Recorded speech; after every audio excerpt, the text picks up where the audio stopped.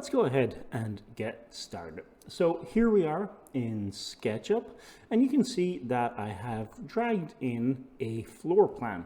Now, this is an apartment floor plan that I grabbed from online, and the only thing I've done is increase the resolution in Photoshop and go ahead and select the outer walls, and I've changed them to blue.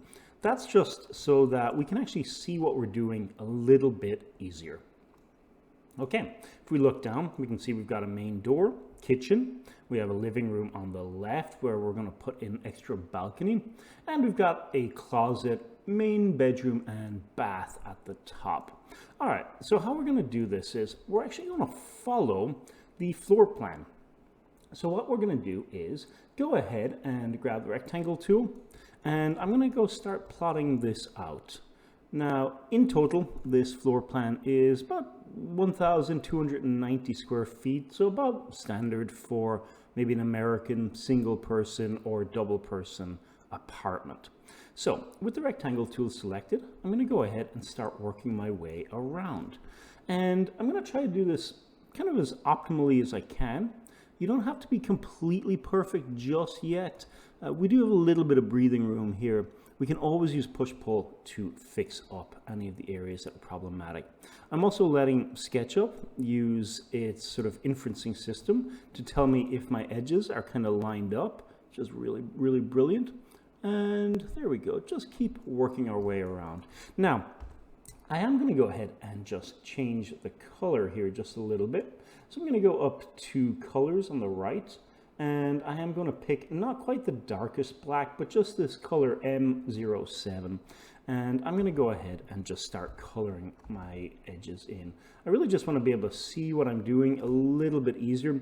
I have found if you use the all black, it's a little difficult, obviously, to see your edges. So it's kind of safer to use one of the grays.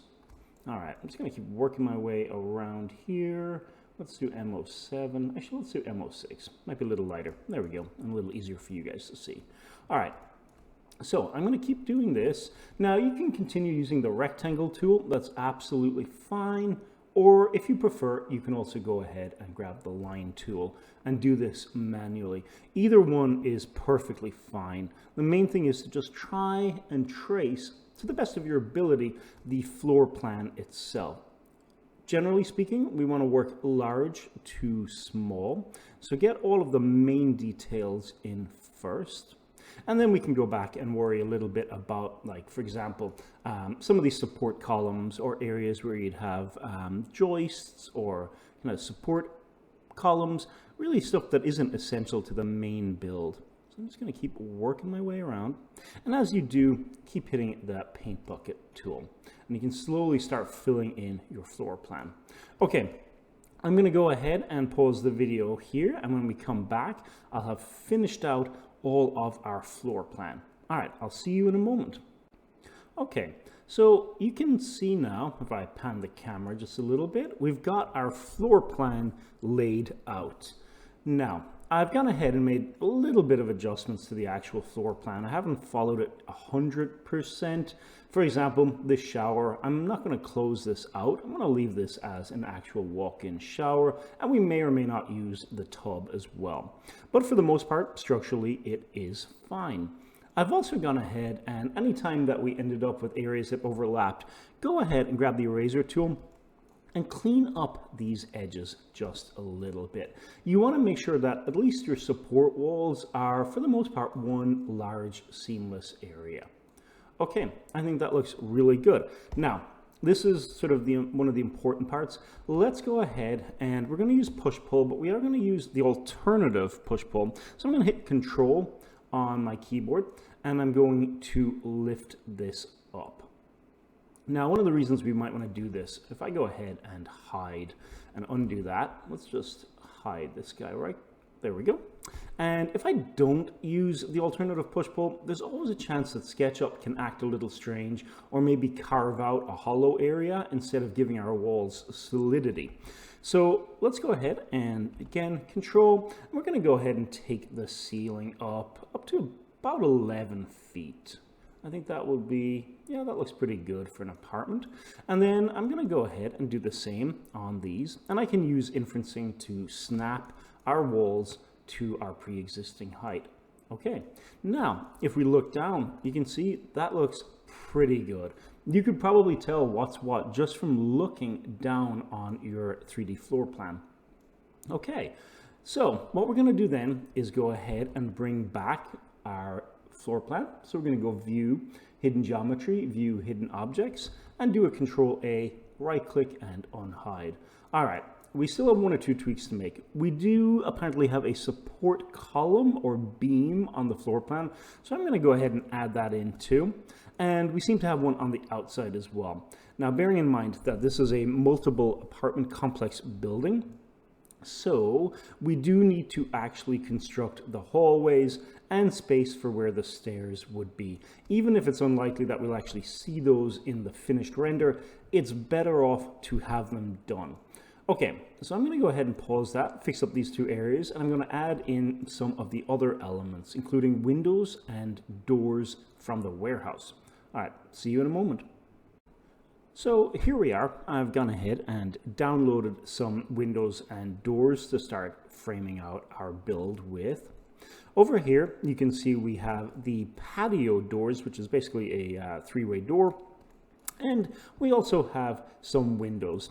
All of these come from Pella, which is P-E-L-L-A, and Pella really has some good windows and doors. In fact, if we go to their collections, you can see here, Pella, we've got some really wonderful stuff from them. Pella, windows and doors.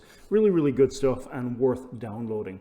Now, one thing to note with the Pella windows and doors, particularly from this collection, is that they actually come in as sort of dynamic components. Now, if you like working with components, that's fantastic. I am not a huge fan of them, but that's personal preference.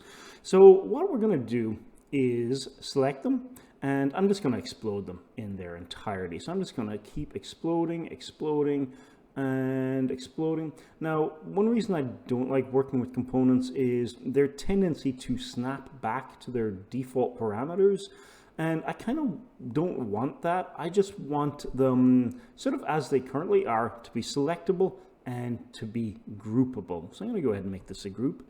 And, you know, if I go ahead and scale this now, you can see that should work just fine. Yeah, there we go. That looks good. So I'm going to go do the same on the others. And we also have a number of doors here. So this door is from the warehouse and is slightly scaled up from its default scale.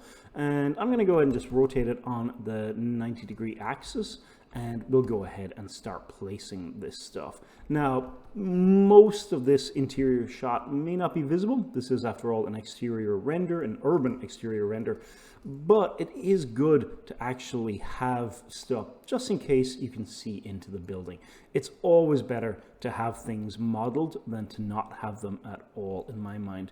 So I'm going to go ahead and just tweak this door. It's a little bit skewed, but again, the overall scale is right, especially if we move our scale reference. Yeah, it looks kind of like a front door in an apartment, and it's a little bit big, but I think this is just fine. Now, we do have a slight problem where the frame is a little bit too wide for the door, so I'm going to go ahead and just crash this wall here. And looking at that, I think I'll move our door back just a little bit here, keeping it on that red axis. And again, do the same. Just go ahead and crash the walls together. Now, to close out this gap, I'm just going to go find a point here, and I'm going to cut across, making sure I'm staying on the red. And again, let's just go ahead and connect that across. Yeah, I think that will work just fine. If we find this door is maybe a little too deeply inset, we can always pull it forward just a little bit. I think that will work. And we can also potentially just push this wall back ever so slightly. We still have quite a bit of room here. Maybe we can actually take this one in. There we go. Yeah, I think that will work just fine. Again, most of this probably won't be that visible, and if it is, we can always go back and make adjustments. I am going to go ahead and start cleaning up some of these stray edges. I just want to make sure that we're modeling as cleanly as we can for this. You can see we've kind of created a little problem here where we seem to have carved. Yeah, it's possible because this surface is not lining up perfectly. There we go. That should help. That looks good. All right, and this frame is a little bit too pronounced. I know this is where the fridge is going to go, but I do think it's probably just a little bit too pronounced. Okay, let's bring all of this back. And again, sample from our wall color. Now we definitely will be going into this interior wall and tweaking it quite a bit. We want to make sure that the inside walls are not the same as the outside. But that's our door placed. Now, the windows will do the same. I think this Pella window, I think it's really nice. Let's go ahead and group it, rotate it, and spin it. And I'm sure, because this is SketchUp, there's probably like a whole bunch of different ways you can go about doing these things. This is just how I do it. And I'm going to go ahead and lift this up. We're going to take it up, if you look in the bottom right, we're going to take it up up to about 3 feet roughly. 3 feet is kind of the standard, I believe, in the US. And then I'm just going to centrally place it. All right, it looks good. I think this will work, especially from distance.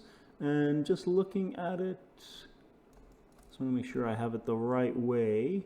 I think we're good. Yeah, I think that would lift up. I may flip it. I think it's actually inside out. So I'm just going ahead and spin that 180 degrees. Hit M on my keyboard to bring it back.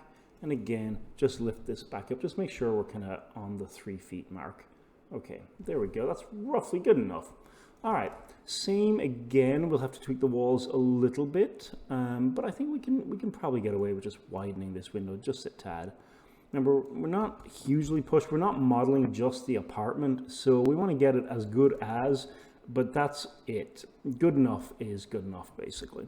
All right, let's see. I am going to go ahead and move this just a little bit here to where it comes off the surface just a tad.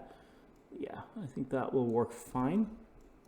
And we're going to have to do the same trick again. We're going to find basically where this connects here. I'm going to drag a line straight across, and we'll do exactly what we did with the door as well. Just basically closing out the shape.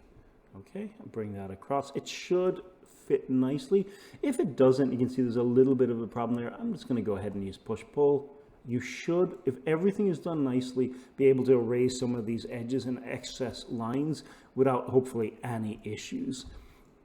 This is one time we do want to be a little bit more careful. In some of our previous projects, we could kind of get away with, kind of hiding stuff a little bit. Here, we just want to make sure that the modeling is as clean as we can actually get it.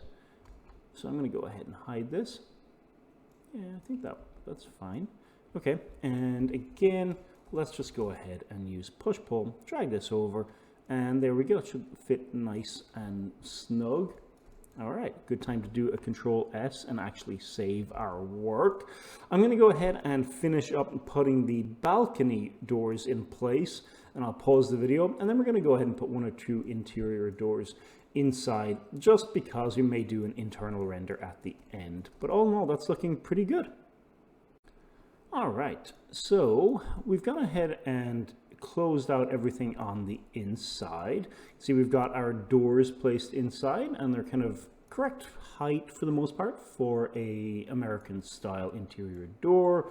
And we've gone ahead and capped some of the walls above the doors. Again, we're trying to keep everything tight and kind of clean.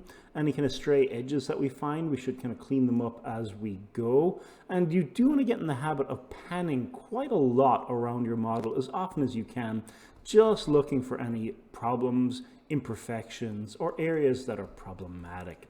Okay, with that being said, I do want to finish up on the balcony and the hallway on the right-hand side. So to do that, let's go ahead, and I think it's a good point we can probably get rid of the floor plane at this point. Okay, so now there we go. There is our model. It's time to go ahead and add in an actual floor to this. So I'm going to go ahead and just draw a point from the corner to corner. Let's do this from here to here. And I'm going to ask SketchUp to effectively kind of cap this for us. There we go. Okay, looks fine. Looks fine so far. I think that's quite workable. Yeah. Now, we could do a couple of things here. We could use the alternative push-pull and just pull that down. And again, you want to just spin your camera. Yeah, the top floor looks fine. And then once we have that done, we can go ahead and just close out these sections here. I'm trying to make it where we don't have any strange gaps, any strange issues. I just want to completely kind of cap these areas. Whoops, don't want to do that. And again, you always want to check and make sure that you're not cutting into the floor of your actual building itself. So let's go ahead. We're just going to work our way around this, try and close out everything that we can, make sure that the design itself is kind of seamless. But again, always making sure that you're not erasing this section right here. So we're just going to keep doing that. I think, again, let's just go ahead and make sure that everything is nice. Problems here at this point have a way of kind of compounding themselves. And the last thing we want when we get over to D5 is to find there's kind of a major structural problem with one of the floors, which causes problems on all the other ones. So again, you want to work as tight as you can, as cleanly as you can, always just checking for any potential problems. Now this all looks good. Yeah, I think that looks good so far. I'm going to keep working my way around here, just cleaning up this bottom section. I just want it to be as good as it can be. Now we will ultimately go ahead and color code this as well. We want it to be its own thing. In other words, we want to be able to access the layers in between the actual apartment building layers themselves. Just to give yourself a little bit more control. Okay, I think we are in a good spot. Apologies for the bouncy camera. Yeah, I think that looks all in all pretty good. All right, that's a good spot. Let's clean up these outer edges, and I think that looks nice. I am going to put a color on this, and I'm going to use this vivid pink here, just because this will help me always be able to see what it is I'm actually working on. So that all looks fine. I don't see any weird problems, and anything we do, we should be able to get rid of. Remember, this is the support column here that's going to be on the outside. I think we could probably clean that up too. There we go. Looks good. Okay, good stuff. Now, this will be the hallway outside, and let's go work on the balcony. So I do obviously want the balcony to kind of fit nicely with everything else that's here. So we're going to go ahead and find this point here, and let's go ahead and just hide really quickly. This to this, there we go. And I'm going to do the same over here. Now I'm going to use push-pull to lift this out. I'm going to color code this slightly differently. I'll find just a lighter pink to work with just while we're looking. Use the alternative push-pull to drag that out. And we're going to take it out about 6.5 feet. I think that's probably good for American style balcony. And I am going to delete this face in here. All right, that looks good. Let's bring those back. And if you looked on the bottom, if you haven't watched the previous videos, I am using Fredo 6's Mr. Hyde toolbar. The Mr. Hyde toolbar has a whole bunch of things on it, most of which you'll never use, but the two at the top are really, really useful. And that's going to save you from going all the way up to view hidden geometry, hidden objects. And you've actually got buttons for them right here, which is really brilliant. It is a colossal time saver. And unhide, there we go, looks great. Yeah, okay, looks pretty good. Next thing is, I did go ahead and grab a railing from the warehouse. It did come in as a component, which I proceeded to explode and then go ahead and group it. And I'm gonna just go crash this guy really quickly into the slab, which would be the concrete area on our balcony. And it actually lines up pretty good. I'm gonna hit S on the keyboard and move it to the right a little bit. You wanna make sure that we're not stepping over a little bit too much. So I'm going to hit S and scale this. Let's take it in a little dash. That's good. A little bit of breathing room on each side looks good. There we go. And a little bit more on the front maybe. There. Just bring it in. That's absolutely perfect. I think the doors would be able to open. I think you could step out onto the balcony. It'd be really, really nice. I think that's really nice looking. I think we're in a good spot there. this side of the building is pretty much done. Let's really bounce over to the hallway again. Now, Control S, boop. Good time to actually save our project. Now, the hallway here, depending on where we shoot this shot from, where we do the render in D5, we may or may not see much over here, but again, it's better to build it than not have it. So I'm going to extend the slab that we created. I'm going to put another pink color. Yeah. Use the alternative push-pull, so I'm adding fresh geometry, and I'm going to bring this out about, let's take it about 5 feet. And so when we double this, we'll actually end up with a 10-foot wide hallway, which will be pretty nice. That should be enough for our purposes. Actually, let's take it out a little bit more. Let's take it up to, yeah, about 6. There we go. Grab the erase tool, clean that up. I think that will work just fine. Okay, now again, we won't really hopefully be seeing this, but just in case, I'm going to use the alternative push-pull. I'm going to add one more pink section here, and I'm just going to lift this out. Just pull this off the surface just a little bit. Just make sure we've got a little bit of breathing room. Just thinking ahead about how this is going to affect sort of the silhouette of our building. It's nice to have little bits that kind of come off the surface. And again, you don't really end up having to use a lot of them, but it's just nice to have. All right, I'm going to use the offset tool, give myself just a little bit of a lip here. Actually, you could probably just draw a line on the surface for this. Let's do that. Might be a little bit faster than using the offset, and just bringing these things to where they're kind of flush. There we go. Okay, and again, use that alternative push-pull. I'm just going to lift this up. Okay, it's not perfect, but it will ultimately do. I think good enough, as we said, is good enough. I'm going to erase these lines here, and if we can push that back just a little bit, I think that's pretty nice. I'm going to carve this down. There we go.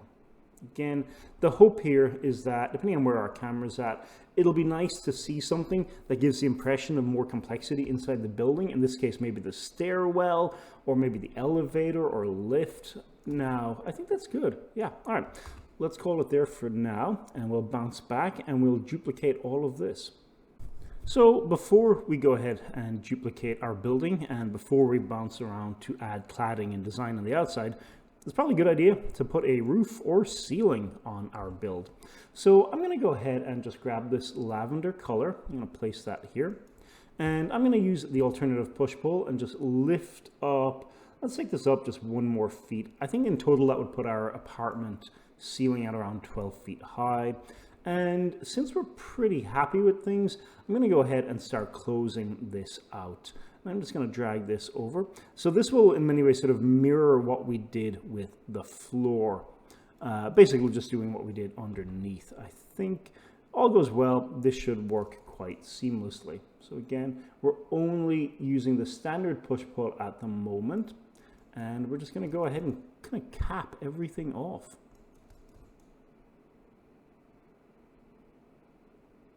Just make sure everything is nice and snug. Oops.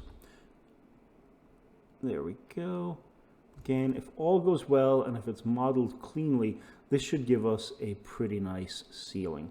Now, we can always, of course, go ahead and then maybe either hide the ceiling or group it so we have access to it, but this will look pretty good. Okay, and I'm just going to keep working our way over here, sort of methodically, just adding surface geometry and then just erasing the stray edges. Okay, we have one little section left to do here.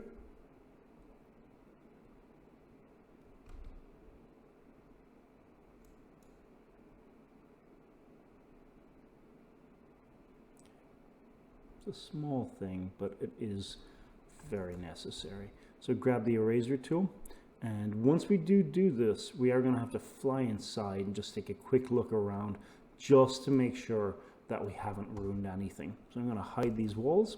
I'll hide again, and I think it looks pretty sweet. I think we've got everything that we need. I don't see any huge issues. I'm going to bounce back out again and just hide some of the other walls. Again, this is that kind of point where, you know, it's not the most glamorous thing, but it is definitely important to have good, clean as you can modeling. Okay, so we have a little bit of a lip here, a little bit of an area that's problematic. Maybe we can just close that out. There we go. Okay, I think that's pretty good, especially considering our camera could be, you know, depending on where we set up our view, could be, you know, this far back, or we could be looking at it from this angle, or maybe looking at it from very low down and up. So I think we're kind of good. There's a few little speckles and stray geometry, but all in all, the building is looking good. Let's go ahead and, using the toolbar there, unhide everything. Again, good point to do Control S and save. And also a good point to, I think we can safely delete the original floor plan. Okay, brilliant stuff. All right, in the next video, we're going to talk about maybe paneling and cladding, and we're going to go ahead and duplicate this. Bearing in mind, this is just one apartment from many. So we're going to maybe go for something that, you know, maybe gives us either 6 or 8 different apartments. All right, I'll see you then. Now, we're almost done with the construction of the apartment itself. So you can see I've gone ahead and color coded a few elements. We're going to go for a black and white with wood accents, and I've gone ahead and just added some materials on the outside to go ahead and just depict that a little bit. It's going to be predominantly black with wood and these white accent pieces to show off the design. Now, on the inside, I've gone ahead and just color coded, just using the colors named over here in the materials palette, just putting different colors on different parts of the model. Trying to sort of figure out that anything that will get its own material in D5, let's go ahead and give it its own unique color. So for example, the floor and the walls back here. All of the other interior walls have gotten the default gray, which in theory should only be used for those. On the outside, I've gone ahead and in the hallway applied different colors to different parts as well. So it looks a little bit messy, but if we go ahead and just bring back all of the hidden stuff and unhide, it's not too bad. It'll do in terms of organization. I think we can also delete our scale measurement now. We're in a good spot. Okay. So what do we do now? Well, it's time to actually use a component. Now, previously we've already used groups, but because we're going to be duplicating this a lot, and we may end up making individual changes, it's safer to use a component because any changes we make to the component will actually be mirrored on the duplicate components. Okay, so I'm going to drag out a selection. I'm going to right click. I'm going to make it a component, and I'll just call it component number 1 is fine, and hit create. Okay, so to start building our actual scene, I'm going to duplicate this. So I'm going to hold down tap control, left click on this corner and lift it straight up, and it needs to snap. There we go. Then hit tab, multiply by 5, and there we go. Okay, yeah, we've got 6 of these apartments. I think I may delete the top one. Yeah, I'll leave it at just the 5. Okay, that looks pretty nice. I'm going to select everything here again, and I'm going to do the same trick, but this time I'm going to do it from the side. I'm going to go ahead and tap control once and just drag out this. And it does need to be flush. That's important. There we go. That looks good. Looking at it from ground height, yeah, I think that looks pretty nice. Okay, now I'm going to select it all again, and I'm going to do the same again. But this time I'm going to do it from this side. Tap control once, drag out my duplicate, make sure it's super straight, super flush. And then I'm going to right click, and I'm going to just try and guess this. I'm going to try and flip along, probably the green. Okay, undo that. Let's do that again. We'll flip it along, maybe on the red. There we go. And flip along the red. There we go. That's what we wanted. Lovely. And then let's go ahead and crash these together. And again, there we go. That looks lovely. Now, hopefully, if all goes well, because it's a component, if I go into this guy here and I use, there we go, push pull, you can see it's mirrored on all of the other components. Really brilliant, really nice way to work. I still prefer groups, but there are times when components are the only thing that will really get the work done, and this is one of those situations. Now, that's our apartment build sort of done for now. We're not going to put the entrance or anything like that in there. We're more interested in the finished render than we are the actual build, but I did want to show you how I would go about building something like this. Really, this, you know, coming at it from a video game art background, modularity is really the way to go. Complexity comes from repeated patterns that are usually quite simple. In this case, build one apartment and multiply it and duplicate it. Now, there's some other stuff that we could do to these. We may go ahead and change these top ones to not sort of be components, make them effectively unique, and then we can go ahead and add maybe some decorative elements or something cool like that. But that's pretty much it, unless we come across something major, which is always a possibility. Okay, I'll pause, and in the next video, we're going to build our landscape, so the roads and just sort of the area around our apartment complex. Okay, everyone. Now that we've duplicated our apartment complex, I just want to go over one or two little changes, and then we're going to bounce into the road. So I did go ahead and duplicate our apartment block just one more time on this side and on this side. That's really just to give it a little bit more proportionality and make it look a little bit more visually appealing. These, in terms of putting your building in threes, just looks a lot better than just having two kind of standalone blocks.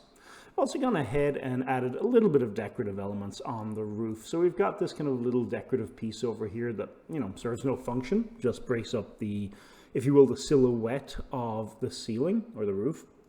I've gone ahead and added an overhang area and what would be seen as from the ground as the access point to the roof. Now the plan is to populate this with greenery and make it look like a sort of lived-in usable space for the residents. And then now that we're kind of happy with that, we just want to think about the street layout and what we want to do with that. So with the street layout, it would be nice to make it look like this apartment design is a part of the sort of new urbanism movement. And so what we mean by that is a more livable space. So I think what we'll end up doing is maybe putting a green area right here on the left. And then maybe have a little green section that separates the balconies from the pedestrianized area here on the left. And perhaps we can do the same on the right, where we either depict a sort of area for pedestrians to walk instead of necessarily just having roads that crisscross your building. So let's go ahead and do that. I'm going to select everything. We've got it grouped, and let's start just planning this out. So one thing that's useful is because our building is grouped, we don't have to worry about geometry sort of getting trapped into the group. So we can kind of just, you know, start placing planes down and just seeing what works. I'll spin my camera and maybe just kind of look down from an aerial point of view. I haven't gone into any sort of perspective view at all. I'm still in the normal default view, but just give you an idea of where things are at. And just start drawing out kind of a ground plan. And, you know, I'd love to say that we've got this pre-planned out, but really not. We're just sort of making it up as we go along. Just thinking about where do we want the green areas. So I'm going to go ahead and assume that back here, we've got maybe some sort of parking area, which might actually put a road over here. And this is, you know, very loosey sort of kind of design here. I'm going to go back to using some of the materials, and we could potentially just put like concrete on this just for now. But okay, so we've got potentially parking back here. We can assume that the entrance is also back here. Don't really want to show that off for this purposes. We really just want to show this from these kind of interesting sides. So we've got parking back here. Be nice to have our green area that maybe connects through. So we need something that does separate the actual building from where people might be walking. So we need a little area like that. And then we do want something else that has a nice green space, bit of a nice vibe for, you know, pedestrians and just for, you know, people to just kind of walk along in a sort of boulevard fashion. That could be really, really nice. Now, we do still probably want some sort of road. So I'm going to go ahead and just start plotting this out, just kind of in your own head, making sense of it as you go. We're going to keep this area. It's probably a little too wide, but we'll also keep that pedestrianized. And I think if we do have a road, we'll probably want to run it along here. So let's go ahead and just plot out the width of that. I'm going to put the road at about 42 feet roughly. And that should be pretty good. Okay, let's go ahead and place that there. So it seems kind of messy, but you just kind of have to visualize it a little bit in your own head. I am going to go and I might grab something that I don't generally use. Let's grab a synthetic surface and we'll use that for our road. And again, just clean up these lines as we go. So we've probably got a road here and we've probably got another road back here. And this should be sort of out, hopefully out of the camera view. This one is a little bit wider, quite a bit wider actually, but we can still just go ahead and clean it up. There we go. Okay. And so we may have a little like wall or transition or something just down along here, which will act as a means of kind of blocking, really just blocking people. So let's go ahead and just kind of plot that out. And again, you're very much just throwing stuff against the wall here, just seeing what sticks, seeing what looks good, just trying to figure it out as you go. Now, obviously, this would be quite different if you have an existing building in mind where you could go and actually take photos of the local area, do things like that. For our purposes, since we're just kind of in the more interested in the actual rendering, that's not as big a deal. I'm just going to go ahead and place a little wall here. And maybe we'll make this into like a red brick wall. That could look really, really nice. And yeah, just do that. Okay, well, it's a little high. We'll bring it down a few feet, but it won't take away really from the build, especially with our camera. If it's back a little bit like this, okay, that's looking nice. We think that this area is going to be green, so I'm going to go ahead and just change this to landscaping and vegetation. And I'm just going to scroll down here and just use one of these. I kind of prefer to work from the bottom up when it comes to picking these different materials. A lot of this gray is also going to be concrete too. All right, let's drag out that wall a little bit more. And I think that looks good. We can also use the alternative push-pull here to maybe just pull this wall forward a little bit. Give kind of the owners a little bit more privacy. And then we can drop this one down. So it's going to be kind of a small stepping wall, that's all. Yeah, it's probably about 3 or 4 feet high maybe. Okay. And bring this back down to here and clean up these edges as we go. Yeah. And then I think it would be nice to run trees on, possibly on both sides of this. So what we'll actually do for that is, I don't want to block too much of this, but we're going to go ahead and just plot out, this is 3 feet by 3 feet. So I'm going to make it maybe 4 feet by 4 or close enough. And on that, I'm just going to use this pea gravel, and I'm actually just going to push it down ever so slightly. And this will actually become kind of soil or dirt in D5, and we're going to plant some trees in there. Okay, that looks nice. And again, drag this guy out. I'm going to make this a group, and I'm going to, let's see, left click and drag this out to about there, and then multiply by 5 and see if that works. There we go. That should line it up very nicely. And we could probably do the same on the other side too. Select all of these and just duplicate them. Just move them over here. And so we've got this quite large kind of area for people to walk in, which I think will look really, really nice. All right. That's a good stopping point right now. We'll keep adding some more stuff and we'll adjust the road in the next video. So one thing that was catching my eye is this sort of empty area right over here. So since we've got an area for the public or pedestrians to walk along this nice boulevard, it could be nice to have something, maybe a shop front right here. Now, it probably won't be in focus a huge amount, depends on where the camera is going to be. But if we decide that we want to adjust where the camera is going to be, and if we wanted to show maybe the apartment complex from this angle, it could be really nice to have actually something there. So I'm going to go ahead and just select this. And I'm going to hit Control and drag this out. And we're actually just going to build something kind of really basic on top of this. Really simple, really quickly. We're not going to put a lot of detail into it. We just want it to look like maybe there's a storefront or two. This point is about 29 feet, so that's a good kind of halfway mark there.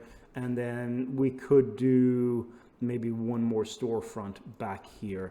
So these are going to be like beyond basic. We're just going to kind of lift up some stuff, just plot in what we kind of think stuff would look like.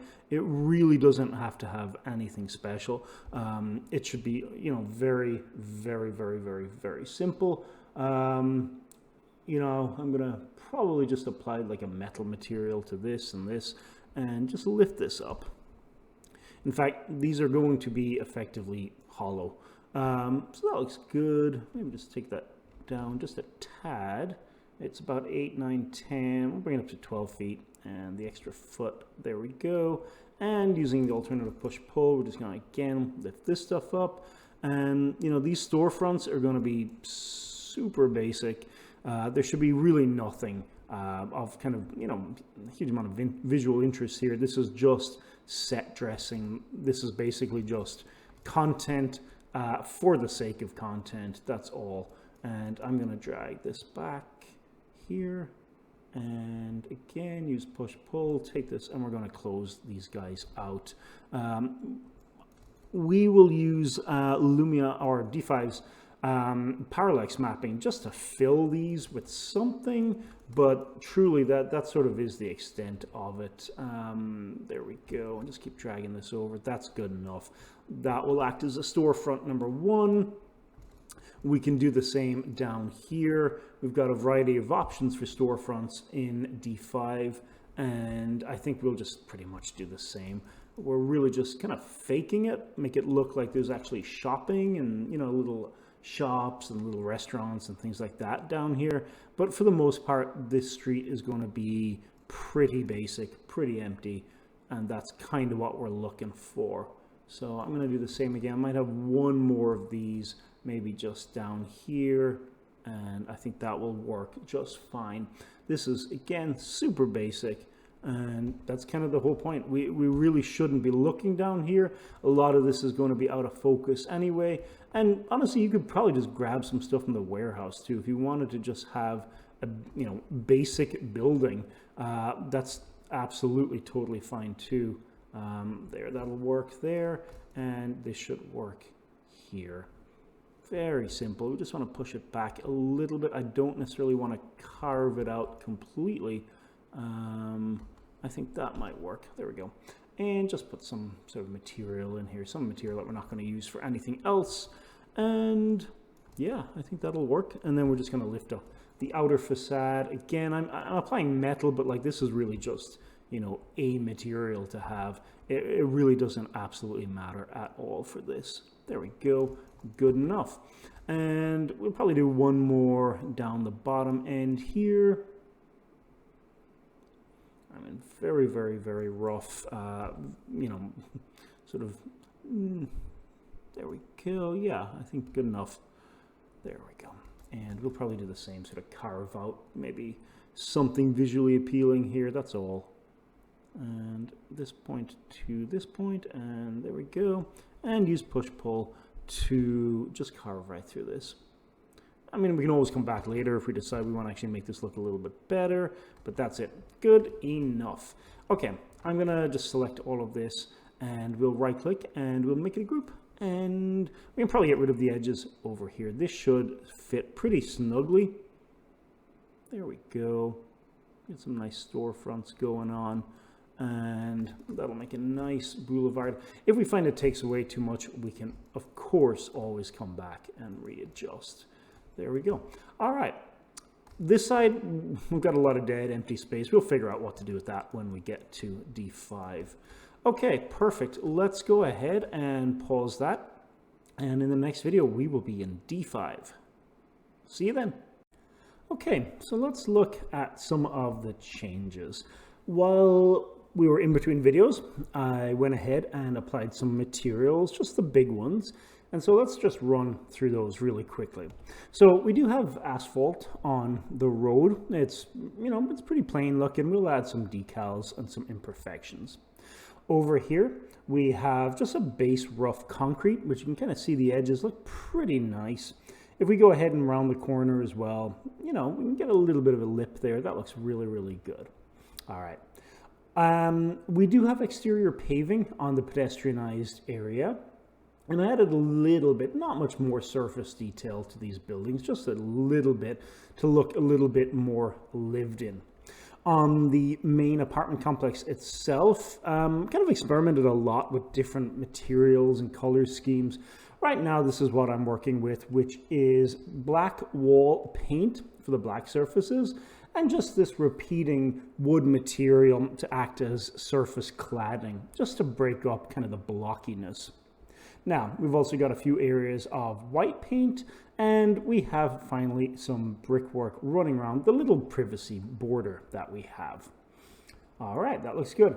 You may also notice that we have some interiors going on. And so what these actually are is something that D5 added relatively recently, which is a parallax plane. So I'm going to go to the asset library and under interior parallax. So these might be a little bit confusing, but what they are effectively is essentially just a flat plane. There, I got ahead and placed it. And baked in to the plane is sort of the illusion of depth. It's kind of a little tricky to explain if you haven't done UV unwrapping, but it's basically just a six-sided kind of cube, and on each side is basically the image baked in, so permanently placed on there. Now, it looks really, really good because even though it's a flat plane, there is the illusion of depth. And I think they're absolutely brilliant. And they will save you an absolute ton of time worrying about modeling interiors. So how you use them is basically simple. Just go ahead and download them. And if we take a look here on the street, you can see I've gone ahead and really just crash them into the existing geometry. If we go back to SketchUp real quick, I've also gone ahead and added a plane of glass, and you can see that's it. I've just got some random interior that's all white walls on the inside and then just glass on the outside. But with that parallax interior, you can actually see you get an incredible impression of depth, and it looks really, really good. Now, is it going to work, extremely close to the camera? No, probably not. But, from just out of the side of the, kind of out of the corner of your eye, I think you can get away with quite a lot using these. All right. In terms of the residential ones, I've gone ahead and picked about 4 or 5, and you can see here you've got about 15 to choose from. And again, it's just the illusion of more complexity and more detail in your render. And I think they'll look really, really good. We'll also go ahead and add a few lights later on just to brighten up some of these interiors and make them look like they are fully glowing. But again, it's just a flat plane. If you try and get any way further into the image, you can see you're into the actual building. They're really, really great. I think these interior parallax are really wonderful. They look really good. They'll trick a lot of viewers. I wish we had a few more to choose from, but you can always add some yourself by downloading them or purchasing them online. They're fantastic. They're really, really good. Okay. Other changes. We did go ahead and add a few layers. So what I'm going to do is just pop over and just show you these layers here. We have the default layer, which has pretty much everything on it, and that's going to be this one right here. I also have a layer for background because we are going to add a few background buildings. I will also add a few background elements like, trees in the background, things like that. Things that would be just slightly off the camera, just a little out of view, but they would be there. We will be decorating the street. And then finally, we're going to add people as well. All right, so hopefully we're in a pretty good spot. Let's go ahead and pause it. And in the next video, we're going to run through adding background content. Okay, everybody, let's take a look at some of the environment building that we've done. Okay, so we've gone ahead and, very importantly, placed some buildings on the other side of the street. Now, these are just the default buildings that come with D5. They're really, really high quality. I mean, they really are great. But we want to place them really just opposite our street, just because we do have glass here, and we also have glass on the building, and as such, it probably will reflect what's near to the camera. And again, with a lot of rendering, you want to hide that horizon line as much as possible. So we've gone ahead and placed some buildings behind the road. We've also gone ahead and placed some buildings just to the right here. Now, depending on the mood and atmosphere that you're going for, there's a very good chance that these buildings may not be that visible. But again, we're sort of used to seeing in cities. We kind of know how they should look. And one of the ways they will look is that you're going to have buildings. You're not just going to have these sort of empty spaces where there's just nothing there. So just keep that in mind. You know, we kind of want to make it look as natural and as realistic as possible. And we expect there to be buildings running down the street. So put those in there. And then the other thing is, in terms of depth, it's really important to have, in my mind, a few buildings that are off in the middle and far distance. So if we go to, I've stored a second scene here, you can kind of see what we mean. If we've got a render from this point of view, it's nice to have the impression that there's something else in the city. There are other buildings in the skyline. There are, you know, other people living here. It's not just your apartment block. And the other thing is to make sure to put some of these buildings in the medium and far distance. You know, you'd see stuff in the skyline, and I think it's kind of important to kind of reflect that a little bit. And think of it in terms of painter distance. There's some stuff that's going to be medium, and then some things that are going to be quite far away. Now, you may not see all of them all the time, but it's better to have them than to do a whole render and then realize that you've got some strange gaps on the horizon where, you know, it doesn't look like intentional empty space. It just looks like you forgot to put something in there. So let's try and cut that off before we get there. Okay, so moving on, the next thing we want to do is go ahead and add some foliage. I'm going to go ahead and I've added another layer here called trees. I'm going to pull up the model browser and I'm going to go to my favorites. Now, based on one of our last projects, I've gone ahead and kind of stored some of these broadleafs, and we're actually just going to go ahead and place them and just dot the horizon a little bit with them. And I'm going to look for, I'm going to do the larger ones towards the end here, because again, this is not the focal point. We don't really want everyone just like looking all the way down here. This should not be the priority. The priority is your actual design. But I'm going to place these broadleafs here. And I'm just going to kind of mix them up a little bit and try and, we're not quite scattering them, but we also do want to be mindful that we should place these sort of randomly. And if we find that, for example, we placed the area for our trees a little too close to the camera or a little where they're crashing into the wall, we can always go back and change that retroactively.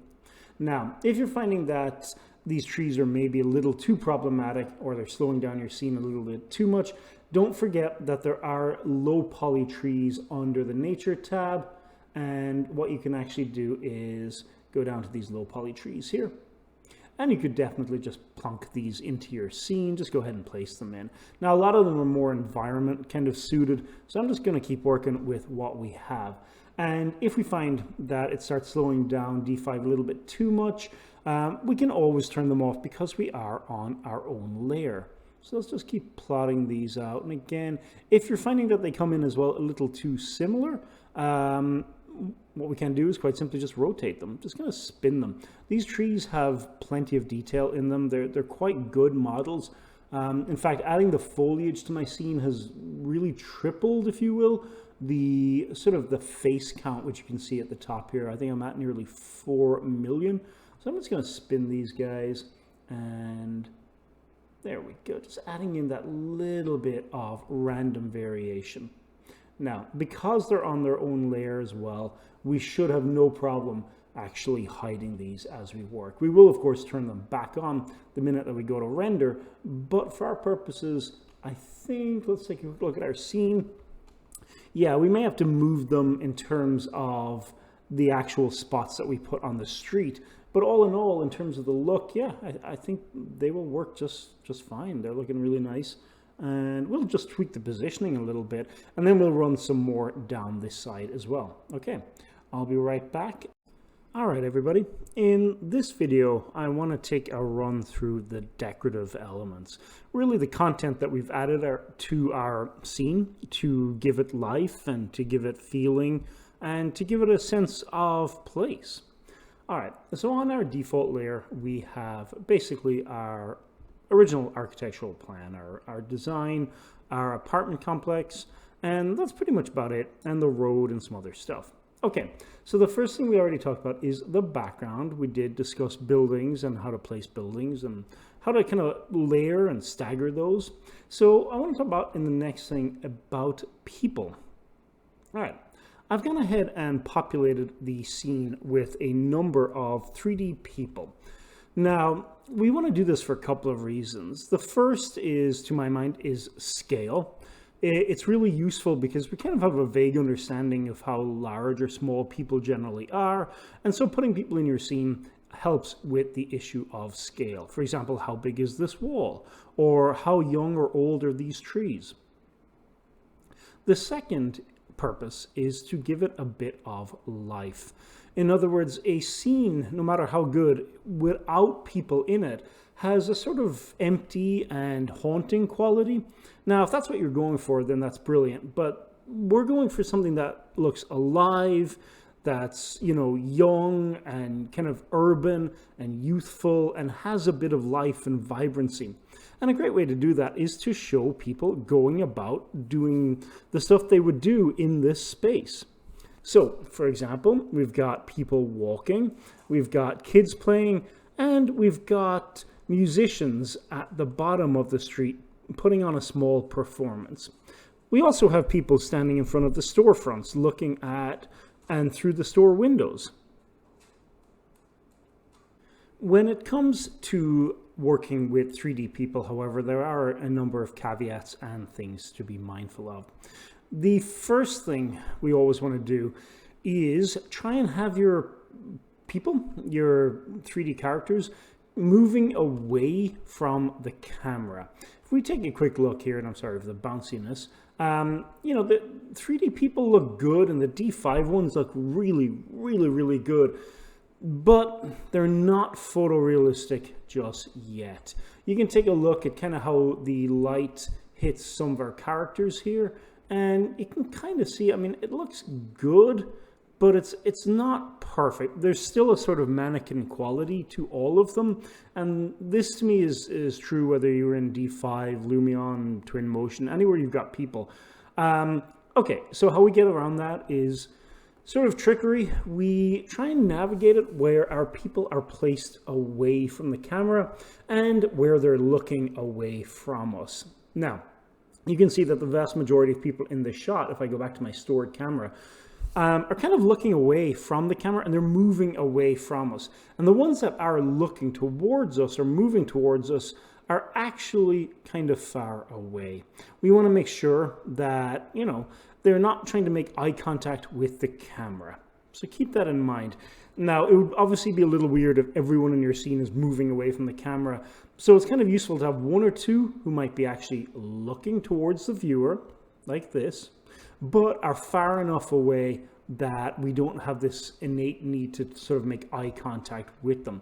It's also beneficial to have a few that are kind of looking either to the left or to the right. So kind of just not quite making eye contact with the viewer. Now, the other thing to be mindful of is diversity of your 3D people. You want to make sure that you've got a diverse range of characters, sort of representative of what you get in the urban area that you're trying to depict. Now, the other thing to be mindful with that is, obviously, it's context dependent. You're not going to have like small children on little bikes if you're doing, you know, a design for a hospital or things like that. So kind of think about who is there, who occupies the space, who would be using this space, and who is the space meant for. And lastly, we want to make sure that our people are not cutting out or cutting in front of other people. Very similar to stage placement. You try to make sure that your 3D people are not blocking other 3D people. So if you find that in a stored camera in particular, that you've got people who are actually placed in front of other people, try and go ahead and just fix that. Try and give it a more natural flow. All right, perfect. Now, beyond the people, we've also added some street context. So what we mean by that is basically street stuff. So if I turn this layer on, you can see we've got a number of things in play. We've got a pedestrian crossing. We've got speed bumps. We've also used a number of decals, especially the sort of asphalt and sort of messy, dirty decals, to add a bit of wear and tear to your scene. You don't have to go kind of, you know, too heavy-handed with this, but just a little bit to make the scene look a bit more lived in. We've added things like street signs and fire hydrants and manhole covers. Small little things, but they do add up. In the sort of pedestrianized area, we've added trash cans and benches because these are also the type of thing that you'd expect to see. We added street lighting, and we went ahead and changed the bulb from glass to a very low level emissive material. It's not very strong right now, and the intensity is only about 5.3. And lastly, we added a piece of scaled up decorative artwork and a few more trees in the background. Now, adding all of this content is going to slow D5 down. I think it would slow down any real-time render. I think I'm at about 10,300,537 faces just currently. So things are starting to grind a little bit slower. Now, I am going to go up to display and maybe drop this down to middle, or if you're comfortable working in it, low quality is perfect, especially when you're just setting up the scenes and you're adding props, and especially if you kind of already know how these are supposed to look. So if you're kind of more familiar with D5, you'll have an idea of how things are going to look. You don't necessarily have to work with everything on at the highest quality. In terms of trees, we did add one or two more. You can see I've got one right here. It's sort of just floating on the pavement, and I have another one right here doing the same. These exist purely to just help frame the shot. There's a bit of dead space on either the left and right of the screen, and I just wanted to go ahead and kind of hide that a little bit.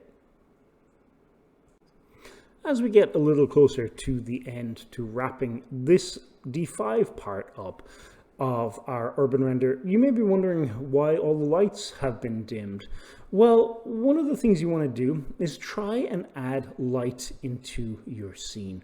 In other words, have lights inside the buildings actually turned on. It'll make your render look warmer, it'll make it look more lived in. It just sort of looks more natural too. You know, you want to avoid that feeling of this kind of cold and empty building. You want to make it look lived in. All right, you'll notice I've got a few lights going on here. I'm going to go to the bottom left here, and I'm going to change the object tab all the way to light. And now I have access to all of the lights in my scene and anything that emits light as well. Okay, over here on the left, one good technique when working with these lights in D5 is, if you want to visualize them, is to crank up the intensity quite high and then go down here to temperature and color and actually put the color to bright red, really vivid red. And this will give you a very accurate depiction of just where and how strong these lights actually are and where they're kind of affecting. So you can see I have a light in here right beside the parallax interior. And it is obviously very, very, very, very strong. So I'm going to go ahead and dial that down. And I might put that down to like 5 maybe. I just want it to give the impression of a glow coming out of the building, but I don't want to blow out the shot too much. So I'm just going to change it to a nice warm color. That should be good. We can always dim the attenuation radius too if you don't want the light spilling too far out. But a little bit is nice, especially because it kind of highlights on this guy here on his shoulder. Okay, the other lights in the scene, obviously we have emissive lights coming out of the street lights, but we also have a few lights going on in the actual buildings. So I'm going to go ahead and just turn off my trees and turn off the content and just turn off the people. And this will kind of give you an idea of what's actually happening in terms of the lights. There we go. Looks pretty dark, pretty dark. Okay, I'm going to go ahead and just zoom in on each of these lights that I have in here. Again, let's go ahead and maybe change the color to bright red. Let's take a quick look at all of these. And I've got a few more in this shot that I want to tweak. And again, let's go ahead and just change the color to bright red. There we go. Okay, that looks nice. You can kind of see what's happening. The parallax maps do seem to have an emissive map on them. They kind of do emit light, and then combine that with our actual, what we've gone ahead and dropped in is a bunch of point lights here. So I'm going to go ahead and just crank up the intensity on these and on this as well. Generally, I kind of prefer to crank the strength really, really, really, really high and then slowly bring it back down. Okay, so here we can go. You can see there's the point light. It's on the outside now. So I'm going to go ahead and just crash that back in just a little bit. I do want it to be where it's actually emitting light, or it looks like light is coming out. So there might be nice. Give it a little second to readjust. There we go. Yeah, I think we could probably get away with something akin to that. Just right there. Just a little bit of a glow. Then go ahead and change the temperature down. And go ahead and bring the attenuation radius down and the intensity now. Now that we're in a pretty nice spot. We just want to give the impression that there's a glow happening. All right, same with this light down here. I'm going to sort of like bring it through the wall. There we go. Temperature, change it to orange. Drop the intensity again, quite low, and slowly just start moving it back into where it's coming through the glass and just the glass.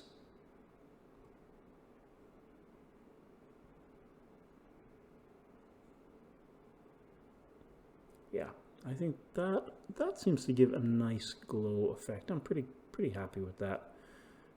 Just pull that out just a little bit more. You can kind of slowly see the update there. Again, just trying to give that sort of impression that there is light. I'm going to drop the strength of these guys down. Let's take it down about 10. About 10 is probably good. Okay, lovely stuff. And we'll do the same again up here. And I'm just going to do this again, just bouncing through, just adding those lights, and just trying to get it where we kind of get the impression that light is coming through, coming from outside.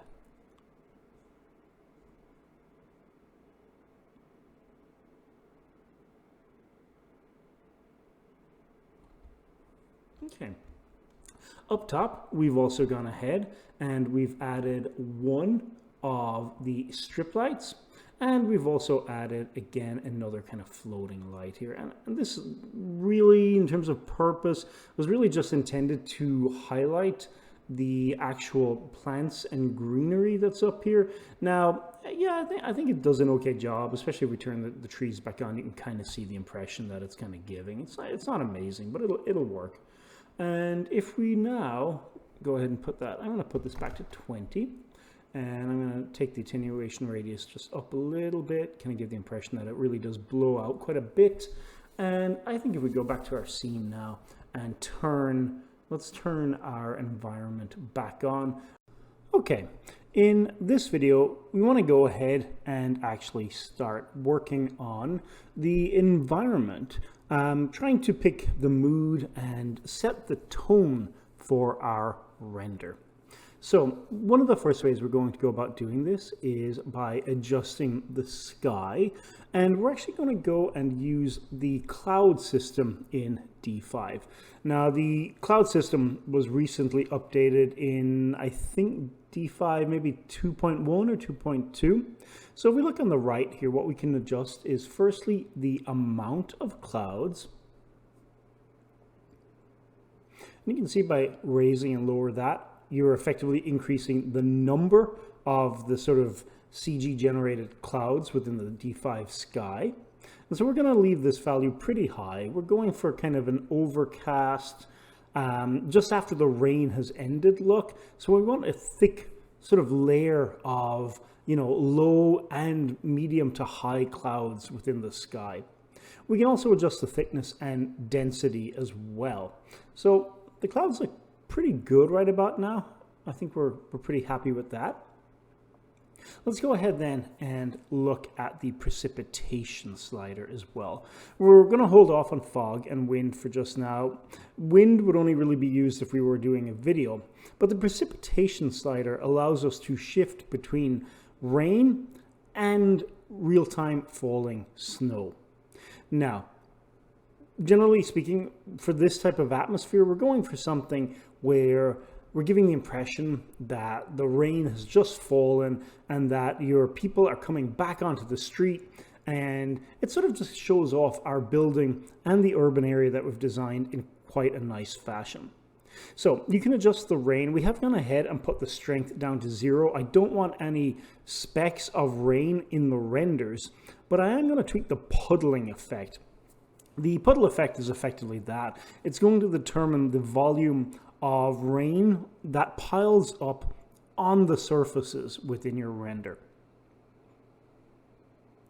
Yeah, I think that's probably a pretty good value. We kind of want to look like it's rained, but not excessively. We don't want it to look like we had some sort of, very heavy or torrential rainfall. So I think we're going to find a nice value. 0.2 onwards is probably where we want to be. And you can see that as well, because D5 is ray traced, the reflections in the puddling is actually accurate to what we get in our scene, which is really, really fantastic. Now, with that done, it is kind of worthwhile to just take a look at this in the preview. And if we are finding that D5 is starting to slow down a little bit, we can always drop the preview quality.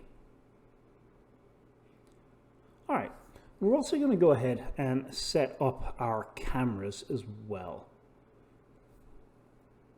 So you can see up in the top left, we've got a number of scenes. And these are sort of the scenes that, just the angles that I kind of preferred and liked working with.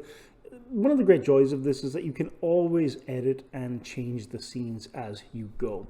We're also going to add a little dash of fog. You can see that on the bottom right here. We're just trying to find a sort of nice volume of fog without it looking excessive. There is a tendency to overwork the fog in both D5 and other renders like Lumion or Twinmotion, partially because it looks kind of good, but also partially because you can kind of hide a lot of mistakes with it. But we're pretty comfortable with the environment that we have. I don't think we need to pile in an excessive amount of fog. Now, if D5 does start lagging for you, again, we've got the high, middle, and low settings. Once you're pretty happy with the actual environment in terms of the effects, it's a good idea to maybe drop that down too low. As long as you're happy working with the lower setting, it will speed up D5's performance. All right, so we've bounced into the render mode, and we're just going to continue setting up our basically the camera angles for our urban render. One thing to keep in mind is to ensure that you have 2-point perspective turned on. And we're also going to go ahead and go to the top right and just drop the speed at which the fly or the movement is actually affecting us. If you find that the camera bounces around a lot, it's a really nice trick to go ahead and just drop that. Yeah, I think that looks pretty good right about now. And one thing I will say, the field of view is very much going to vary based on the images. You know, there's no real perfect or exact field of view. For every image, you're going to have to tweak it and adjust it. Yeah, I think that's looking pretty nice. Again, we're in that low preview, so it's kind of a little hard to see. But go ahead and then make sure that you hit F8 or go up to the button and just turn it on. This will line up the horizontal lines, just making sure your image looks a lot better.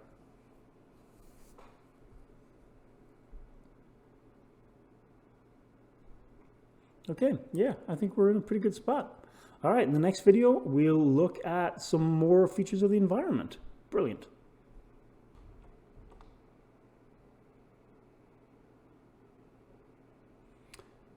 Okay, all right, in this video, we want to go ahead and fix up the lighting and finish up our lighting. So we've already got our clouds and our fog and the ambient rain looking good. So let's look at the overall lighting. Now, you may be tempted to switch to using the HDRI for your D5 exterior render, and you can definitely do that. My own view, though, is that as it currently stands, the HDRI system in D5 just isn't quite there yet. I still prefer the control that comes using the Geo and Sky.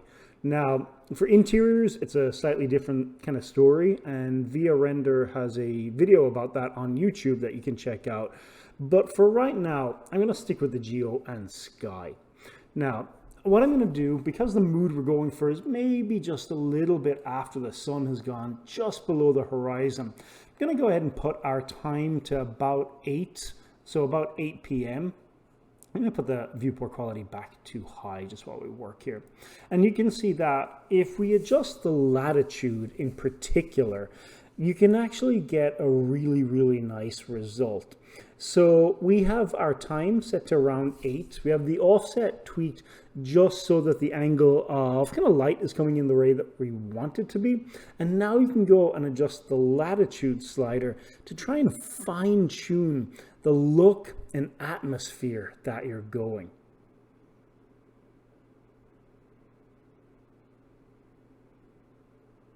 So I'm going to put this, we should point out latitude as well of, you know, I think below kind of 20 and going up above 70 is going to give you problems. So we're going to go ahead and just put this at, you know, kind of find a nice value. We can definitely see the clouds and the fog effect happening as well at the same time. So I'm going to put this back. Yeah, let's do about 50, looks pretty good. You can see there's a beautiful like orange glow to the clouds. I think that looks all in all really nice. I think that's a pretty good spot. You get the impression that we're going for. I think we'll tweak the puddling just a little bit, maybe look like a little bit more rain has come down, and maybe add a dash more fog. This is definitely something that, you know, per individual render you're going to have to eyeball. And, you know, we are not using the volume light. I should point that out as well. We're just using sort of the traditional old style fog that sort of just gives that fog effect.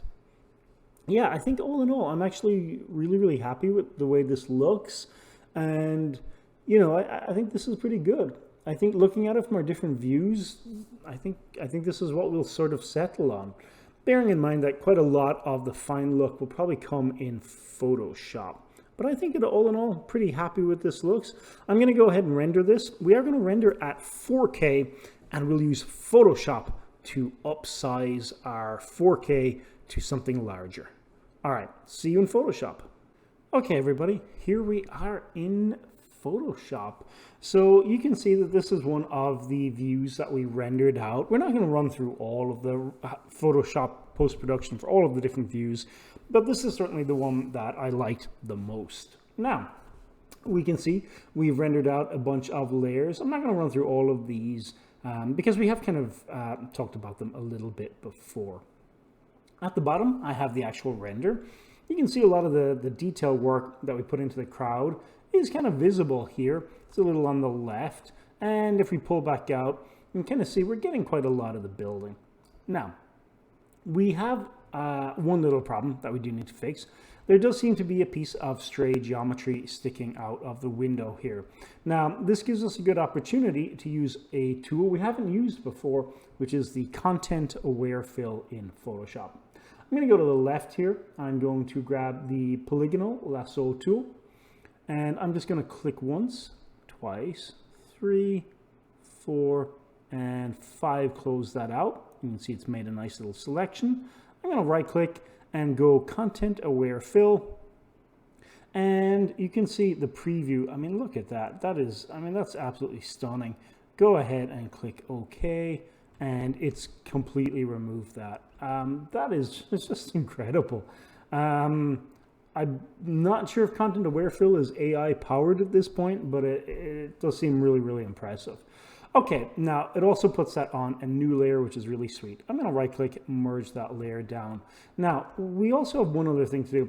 Because of the complexity of the scene and the amount of kind of stuff that was going on, we rendered at a much lower resolution. Normally I would have done, you know, a 6K render. But you can see here, we're at 4096. I'm going to upscale this. So we're going to go up to image size. And you can see here under the options, we're going to use this preserve details 2.0. Now, to the best of my knowledge, this is an AI powered upscaling tool. And I think the kind of results are really, really impressive. To see it in action though, I'm going to actually just go over here and go file. Let's see. Let's go image and duplicate. I'm going to duplicate that, and I'm going to close out this. Okay, I've got 2 exact copies. Both are 4096, and what we're going to do is go on this copy on the right. We're going to go image size, and we're going to leave preserve details 2.0 on, and I'm just going to take up the resolution. I'm going to take it up to 150. So basically doubling the image size, and I'm going to click OK. Now, this will take a second or two, but really not that long considering we're asking it to create, tens of thousands of more pixels. It's really quite impressive.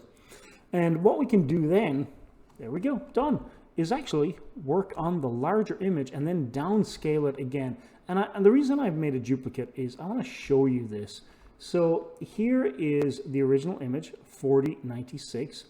And you can kind of see it gets blurry when you get up close.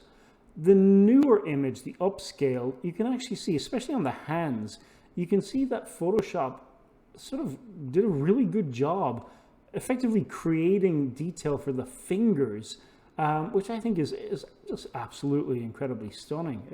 Really is a win for Adobe. Now, we've got our old 4096, and then I'm going to leave this one. And we are going to work on the AI upsized duplicate. But I mean, the detail, it's just very, very impressive. Now, if we zoom in, old fire hydrant, new fire hydrant. I mean, I think it's really, really cool. Okay, so let's start working on our actual alterations. Okay, so we are going to work fast on this. I'm going to go ahead and I'll get rid of all of the old layers from the previous file. We don't need them. And I'm going to go ahead and duplicate our background layer. This should be familiar to anyone who's watched the previous work. I'm going to go ahead and go up to the AO layer, the ambient occlusion. And you can see we do have that weird little problem here on the AO and the reflection planes as well. So what I'll probably do is do the same technique really fast. I'm just going to grab my polygonal lasso tool and I'm just going to work that around and just get rid of this. Right click, content aware fill, click OK. Man, that's impressive. Okay, we do have a little bit of weird problems, but for the most part, it shouldn't be a problem. Okay, right click, merge that down. The AO layer, I'm going to duplicate it, Control J to duplicate. And I'm going to put the first duplicate on, we're going to go ahead and do overlay. Let's do multiply. And I'm going to zoom out really quickly here, just so we can get kind of a better look at what's going on. Okay, and I'm going to concentrate on this area right here. So multiply, you can kind of see it's quite strong. So I'm going to go ahead and just drop that multiply down to quite a little bit low, 46. And then this one here, we're going to go ahead and put it at overlay. And again, just kind of drop that really low. So we've got basically one layer, one AO layer set to multiply, the other one set to overlay, and they will work kind of hand in hand. All right, I think that's good. I'm going to grab my reflections, move that to the top of the stack. Don't have to worry necessarily about the weird piece of geometry there. And we're going to go again, duplicate, Control J. The first duplicate, we're going to put to lighten, and again, about 40. And the second one, we're going to put to screen at about 50 as well. Okay, so I'm going to select all of these by holding Shift and just click from the top to the bottom, right click, duplicate those layers, and right click and merge those layers down. Okay, I am also going to group these ones that I don't really need anymore. And so all things considered, if I grab the original one and move it just under this, we should be able to see the difference. There's the default with nothing done. And here we have our layers with overlay, lighten, and screen. Now, in saying that, we do have a bit of a problem here. We're losing some of the fidelity on the windows. Something has gone wrong. So let's go ahead and see if we can't fix that with a mask. Yeah, I think we're on this layer here, we've kind of lost a lot of the window detail. So what I'm going to do is we could make selections, or the easiest thing might be to just grab a paintbrush and actually just brush this mask in or out. So I'm going to go ahead and just drop my brush size. I'll put this guy down to about 2000, and I just want to see. Oops, sorry about the noise there.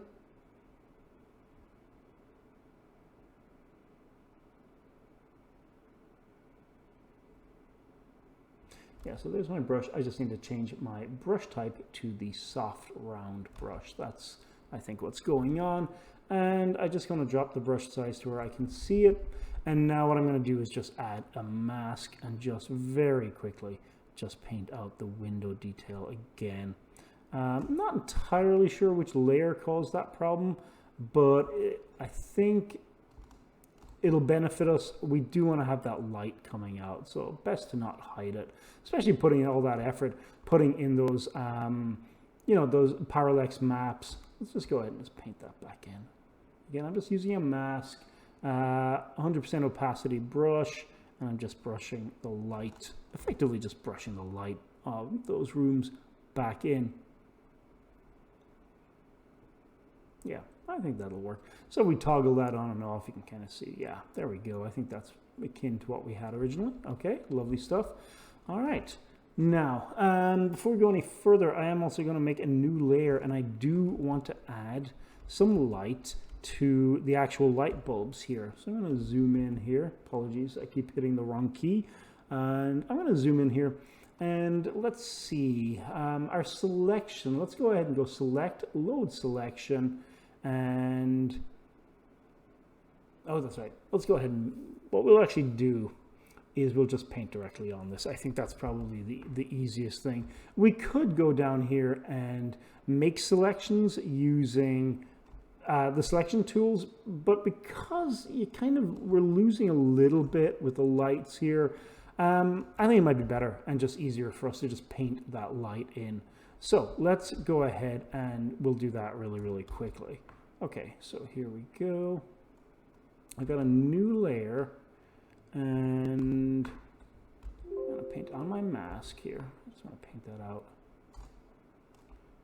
Let's see. Well, that's curious. Okay, there we go.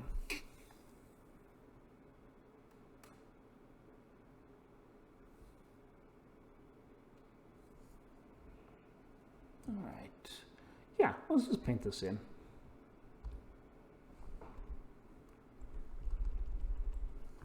And I'm going to grab a soft orange, just a little bit like that. Make sure I'm on this new layer up here, and I'm just going to go ahead and just dab. Now, I think that might be a little too sort of creamy. I'll make it a little warmer if I can, and let's just see how that looks. Okay, and I'm going to change the blend mode of this just to lighten on screen. Actually, let's do screen, might work really nicely. Okay, and just dropping these brushes down. There we go, just ever so softly, just painting in the sort of glow. And as it gets further away, I'm going to just drop the size of the brush so it's more natural looking. They shouldn't all have the same halo, quite simply. And I'm going to just take these up higher, and again, just trying to find a nice blend there. I think that will work just fine. And slight reflections here in the distance. So I think that will look, how's that looking? Yeah, I think that's not bad at all. I'll increase this one here a little. There we go. Okay, I think that will work just fine. They're set to screen. They're a little strong. Yeah, there, that looks good. I think that looks really good. Okay. Now, I'm going to go ahead and do Control J, duplicate all of these, right click and merge these layers. Any of the old ones, I think I can move back into group 1 and we don't have to worry about them. So we got our glow going on, we got our lights going on. Yeah, I think that looks pretty good. Okay, let's bounce into, we're going to do camera raw, I think, first, and then we'll look at the sky. Now, let's go ahead and fire up camera raw. I'm going to go back to the topmost layer here, and I'm just going to call this RAW for raw. Looks good. And then we're going to go up to the top left and go filter, camera raw filter. This should be relatively familiar to anyone who's worked their way through the previous projects. All right, so here we are. And I'm going to scroll to the top here, open up the basic tab, and I am going to click on the auto button up here in the top just to let kind of have Photoshop take a quick glance at this and see if there's anything that can be adjusted. Okay, so it did tweak the exposure a little bit. All right, let's go then and we'll start manually making adjustments. Now, Photoshop did actually take down the exposure. I think that's, yeah, I think they're actually, it's kind of right with that. Let's go ahead and take that down. We were losing a bit of the sky. Okay, in terms of contrast, I'm just going to tweak this a little bit. I may actually take the contrast down. I prefer to use the texture, clarity, and dehaze sliders for any sort of visual look that we're going for. I'll zoom in. All right, what about the highlights? And I'm going to actually boost this up a little bit. We kind of want our image to be a little bit more pronounced on the brighter areas. The shadows, I'm going to just tweak this, maybe just bring up the shadows a little bit. There's some quite dark areas that I think would benefit with just bringing up the shadows just a little bit more. Okay, let's look at the whites and the blacks. And for this, I'm going to just glance over to the left. So for the whites, we may, let's just see here. Yeah, I don't know. I'm going to zoom out actually. And you know, like I've said before, I wish there was some sort of perfect way to do this, but really, you know, every time you do this kind of camera raw adjustments, you really just have to eyeball the image itself and just see how it looks to you. I'm actually going to take down the whites, and then the blacks, let's just take a look at that as well. I'll take that down just a little bit more. I think that looks good. All right, I'm going to add a little bit of clarity just for that extra little punch. If we kind of zoom in, sorry about the bouncy camera there, and just looking at the guy's jacket right here, you can kind of see the effect that clarity is actually going to have, stripping it out versus adding it in, and I definitely want to add some in. Now, dehaze, I may do two versions of this, one where we've got a lot of haze and one where we don't. So I'm going to go ahead and just click OK for this for now. I'm going to right click and I'm going to duplicate this layer and I'm going to call this one haze, and we can just try two different renders, just see how that looks. Filter, back to camera raw, and I'll just add the haze on this one and then we can just kind of take a critical look at it and see. Okay, so with the haze we can go ahead and you can see by stripping it out, kind of darkens things, but by taking it to the left, you get a kind of, kind of light and airy kind of quality. It gives it more of a dreamlike I mean, technically it gives it more of a haze effect. So I'm going to actually go ahead and crank that up. Now it's a little overpowering in areas, and we are going to adjust the vibrance and take down the saturation just a little bit. Okay, I think that's good. I'm going to mask out some of the haze. Let's go ahead and click OK. And I'm going to just duplicate this guy really quickly. And I'm going to keep this as raw. Let's do version 1. We'll call that version 1. And this guy with the haze, I'm actually going to add a mask. And we're going to paint out some of the haze. Now, I'm sure there's a way to do this in Camera Raw, but again, you know, sometimes you just do things the way you've basically learned. And so I'm going to brush out the areas of the image that I don't necessarily want to have that kind of haze quality. You know, some of it I do still want to be quite sharp and in focus. Yeah, there we go. That looks nice. And I'm keeping it on the outer edges just because it gives that, you know, kind of like dreamy quality. All right, I'm then going to go ahead and just merge this down. And again, we'll call this haze. Okay, so we'll keep the haze as our current version, and then we can always compare and contrast. All right, so with the haze selected, I think it's time to bounce back to Camera Raw. Let's go back here again. Now you could always ask Photoshop to make a few tweaks to your image as well if you want, but I'm just going to look at the vibrance, maybe crank that up a little bit and take the saturation down again just a little bit. I think that looks good. Let's bounce into some of the color mixture and just take a look at this. All right, I'm going to tweak the reds first. There's quite a lot of overpowering red, so if I was to strip that out, you can kind of see just how how strong the red influence is. I'm actually going to take the saturation down on that a little bit, and I'm going to tweak the luminance, just make it a little brighter. Yeah, I think that looks good. On the oranges, I'm going to move it a little bit to the left, just ever so slightly on the hue. I don't want to make it too orange, just a little bit. And then the saturation, you know, increase that just a tad. This is kind of the bright area of our image right now. And then the luminance itself, let's just, I don't want to overblow it out too much. I think a little bit is good. All right, on the yellows, let's see, we're getting quite a lot of yellow there, and I think it would be nice to kind of take some of that down. So I'm going to move this a little bit to the left. Again, bring back the orange a little bit more. I'd rather the orange over the yellow, definitely. And take away the saturation a little bit too.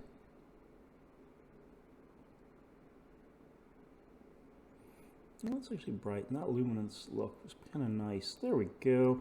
And all right, on the greens, again, I'm going to look at sort of the green areas. I just want to see what we can do here. I don't want to give it too much of an autumnal or fall feel, but at the same time, you know, I'm just going to tweak these values a little bit. Yeah, I think that looks good. I'm going to brighten the leaves, I think, and make them more saturated. Sort of bring back a little bit of the green.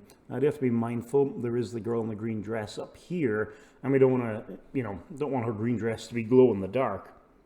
All right, the aquas, there shouldn't be a huge amount of aquas in this image. I think there isn't. I think, you know, even tweaking the sliders, not really doing a huge amount. I'll probably just go ahead and leave these as is. All right, that looks pretty good. Let's go ahead and click OK on that. All right, and if we were to just turn off these guys, version 1 again has no haze. Layer 2, copy 2 is just a copy, but you can toggle the haze, which is this one. So now we're just looking at kind of the one that we had created just after we did the using this group here. So this is kind of like the pre-camera raw, and we can look at the haze. Yeah, I think definitely preferring the haze effect. I think it looks really, really nice. Okay, in the next video, we're going to look at the sky. Okay, everyone, let's work on the sky. All right, so I did notice that, I'm going to hide these guys, the haze copy, this very nice haze layer, we have actually lost quite a bit of the sky fidelity, especially over here on the left. So what I'm going to do is I've grabbed one of the original layers from back here that was hidden in group 1, did a Control J to duplicate it, and dragged it up to the top here and renamed it Original Sky. Now, we're also going to use the Sky Mask, which is one of the render elements that you can render out of the D5 render channels if you use the Pro version and turn on the widget. So it'll give you a nice sky mask. Now, one problem is the mask is technically the white is, you know, we need to invert this to show off the correct response, because we actually want the sky here. We want to be able to see the original sky layer, this one here. Okay, so I'm going to just select the sky mask, Control I to invert it. I'm going to go to the haze, copy. I'm going to go ahead and add a manual mask. And I'm going to just do a Control A, select this, Control C to copy, and Alt click on the mask up here. And I'm going to just do a Control V to paste it right in. So Alt click, Control V, that should give us the effect we want. There it is. You can see now when I turn this layer off, we are seeing the original sky, and that's what we actually want. Okay, that looks pretty nice. I'm pretty happy with that. Yeah, I think I'll just go ahead and just merge this guy down. There we go. All right, I'm going to duplicate this one more time, and I'm going to now do a little bit of burning and dodging on the sky. Okay, so let's go over here. I'm going to make sure I'm set to black and white as well, and I'm going to make sure I've got a kind of a soft brush. So I'm going to go up here to, looking for, here we go, my burn and dodge tools over here. So burn and dodge are kind of throwbacks to photography devices in order to sort of increase or decrease, if you will, the colors of an image. So what we're going to do now is, with this layer 3 selected, I'm actually just going to just start running this brush over. I've got the burn tool, which is actually going to kind of darken the sky a little bit.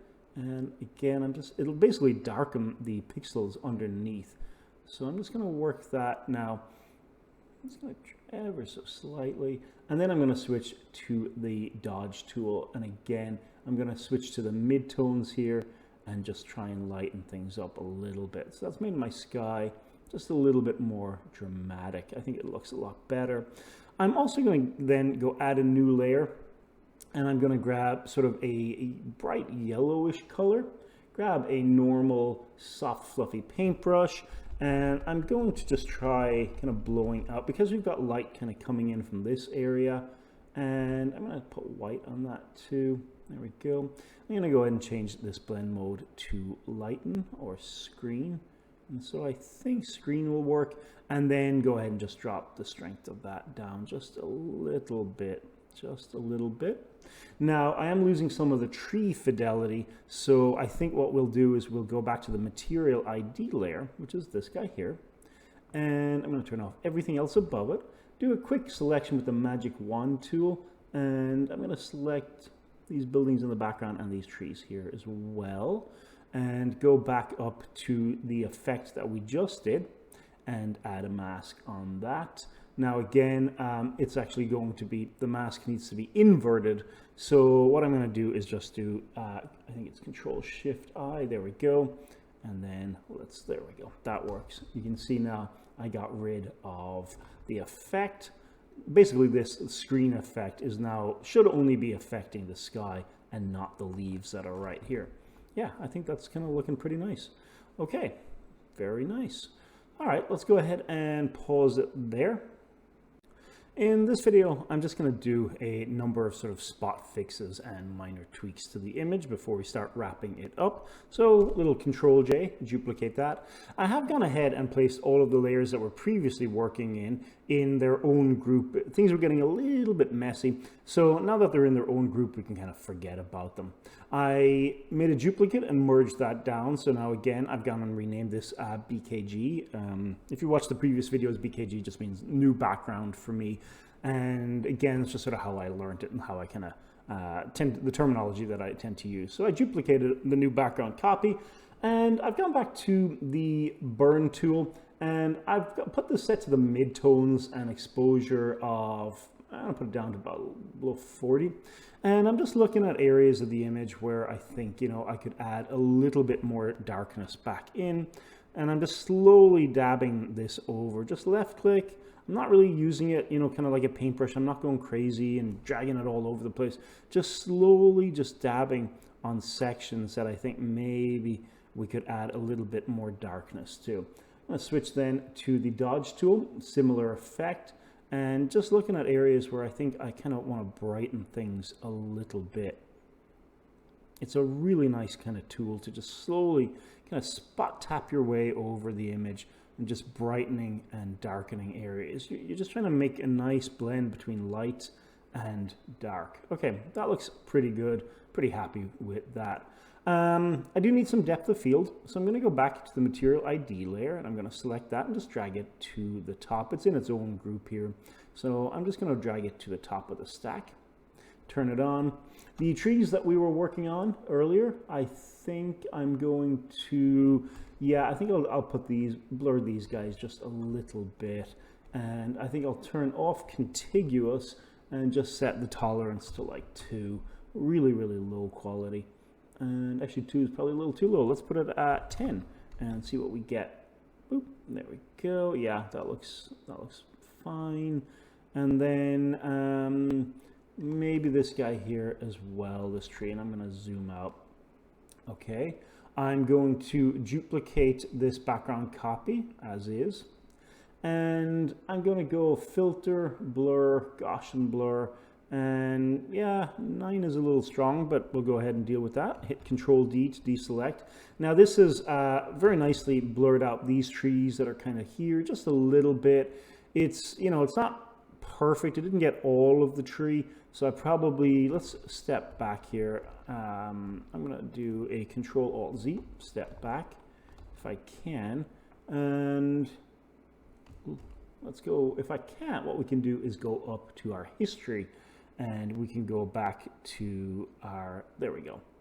Let's see how that works now. If I zoom back in again, we can see we were kind of losing a little bit of the branches, just really weren't getting, you know, getting blurred enough. So let's put this to 15, deselect everything, and yeah, that tolerance just being higher has really helped, I think. And I'm going to do the same over here, holding down Shift, left click with the magic wand. Yeah, that looks nice. We can ignore this section because we will manually paint that in by hand. So let's see. I think I need to turn contiguous back on. Oh, that's why. Tolerance is up to 150. All right, let's put that back to 15. Control D, W for the magic wand. Perfect. There we go. That's a nice selection. And then the same over here. And now we'll go back here and go filter, blur. We're going to do Gaussian blur again. It's still a nice looking one. Radius is fine. Click OK. And then do Control D to deselect everything. Now I did blur this tree down here. So again, go over to the right, add a mask, grab your soft fluffy paintbrush, and just go ahead and just paint out that Gaussian blur again. You don't want one element of your image being kind of weirdly blurred when everything else is not. Okay, the trees look pretty good. The layer itself is too strong, so drop that down. There we go, just a little subtle depth of field, that's all. And what I am also going to do is slightly blur out, I think, the area on the right. So I'm going to select the layer itself, just go to the manual kind of blur tool, that'll be under here. Blur tool. Go ahead and drop the strength of this fella down quite a bit. It is quite strong. And just left click and drag it over the building on the right here. Just kind of, and the car on the background. Same a little bit on the bottom left of the screen. Just ever so slightly adding a little bit of a blur effect. There we go. That looks lovely. Pretty happy with that. Now the blur tool might take a second to finish doing what it's doing, but I think that is nice. It's subtle, it's small, but I'm still pretty happy with it overall. Yeah, I think that looks good. Okay, I'd love a lot more gray in the sky. Looking back, if I was probably to redo it, I think I probably would use more of a gray looking cloud effect. But all in all, I'm not unhappy with the overall look. Let's finish up the last few things and we'll go ahead and start calling it on this one. And so what I'm going to do is select all these guys here, right click, and I think we can go ahead and just merge them. I'll move the material ID back down to group 1. I don't really need it anymore. And minimize all these groups. I'm not sure if minimizing a group in Photoshop actually really improves performance, but just in terms of clarity, it's nice to get rid of it. Okay, we've duplicated this guy. We're going to duplicate it one more time. Let's go back to our old friend, Other, and High Pass. And there we go. Let's put this out. I want to see if the 2, yeah, a radius of 2 is a little bit better. Change the blend mode to overlay to get some basically almost free sharpening effect. Yeah, and you can see that, especially if we zoom in on the vehicle here. It looks really nice. Turn it off, turn it on, turn it off, turn it, just, yeah, great. Drop the opacity, it's a little strong. Right click, merge it down. And then I'm just going to zoom out again. I'm actually going to go to our adjustment layers. I'm going to click on levels, and sometimes we do levels at the start and sometimes we do it at the end. And I'm going to go ahead and just click auto and ask Photoshop to kind of balance out the image. You could go in there manually and kind of tweak all these values. Actually, moving the midtones a little to the left looks pretty nice. Or you can just ask Photoshop to do it. You can also use the presets under the drop-down menu. Just select the top one and then use the down arrow key to actually run right through these presets. You know, midtones brighter is not bad. It's a little strong there, but let's put it back to auto. Yeah, a little haziness. Yeah, I think that works. Right click, merge it down. We're also going to go to curves. And again, I'm going to go ahead and click on the auto and just Photoshop, make a minor tweak. That looks good. Right click, merge it down. And I mean, really, if there's anything else that you want to mess around with or tweak, now is probably a good time to do it. Hue saturation, if you wanted to, you know, kind of really sort of adjust some of these values and bring a bit more color back in. I'm going to bring in a little bit more saturation just because I don't want it to look too washed out. We don't want it to look like, you know, it's a grayscale image. You do still want a little bit of color in there. Yeah, a little bit of saturation looks good. Right click, merge that down. Control J, one last time, we're going to go filter. I am going to go back to camera raw really quickly just to see what we can kind of do.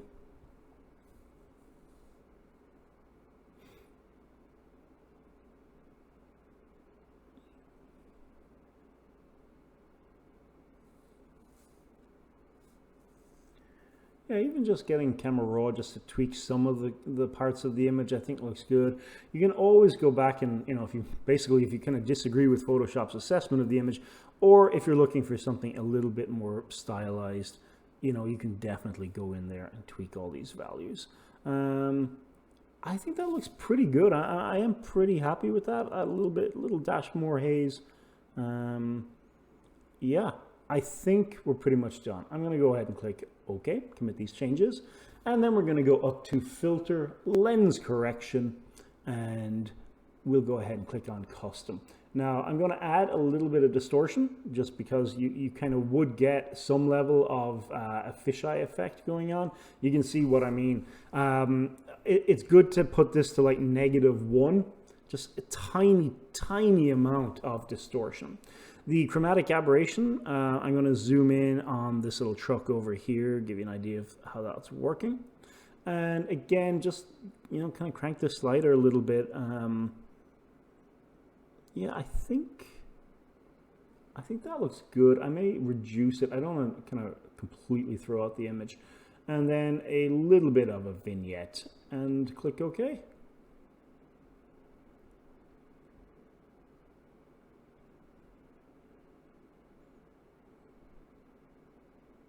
All right, that's really nice. I think we're done with this image. Okay, in the next video, we're actually going to bounce over to one image that I rendered that I hadn't planned to, but is actually a snow image, and I'm going to run through the post-processing for that.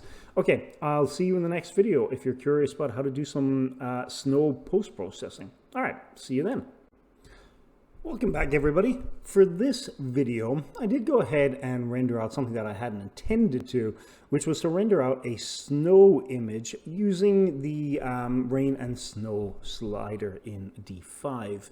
Now, I really like this view of all of the views, and this is the one that I most wanted to do kind of a snowy effect. And so, unlike a lot of the other videos, I'm just going to basically wing this one.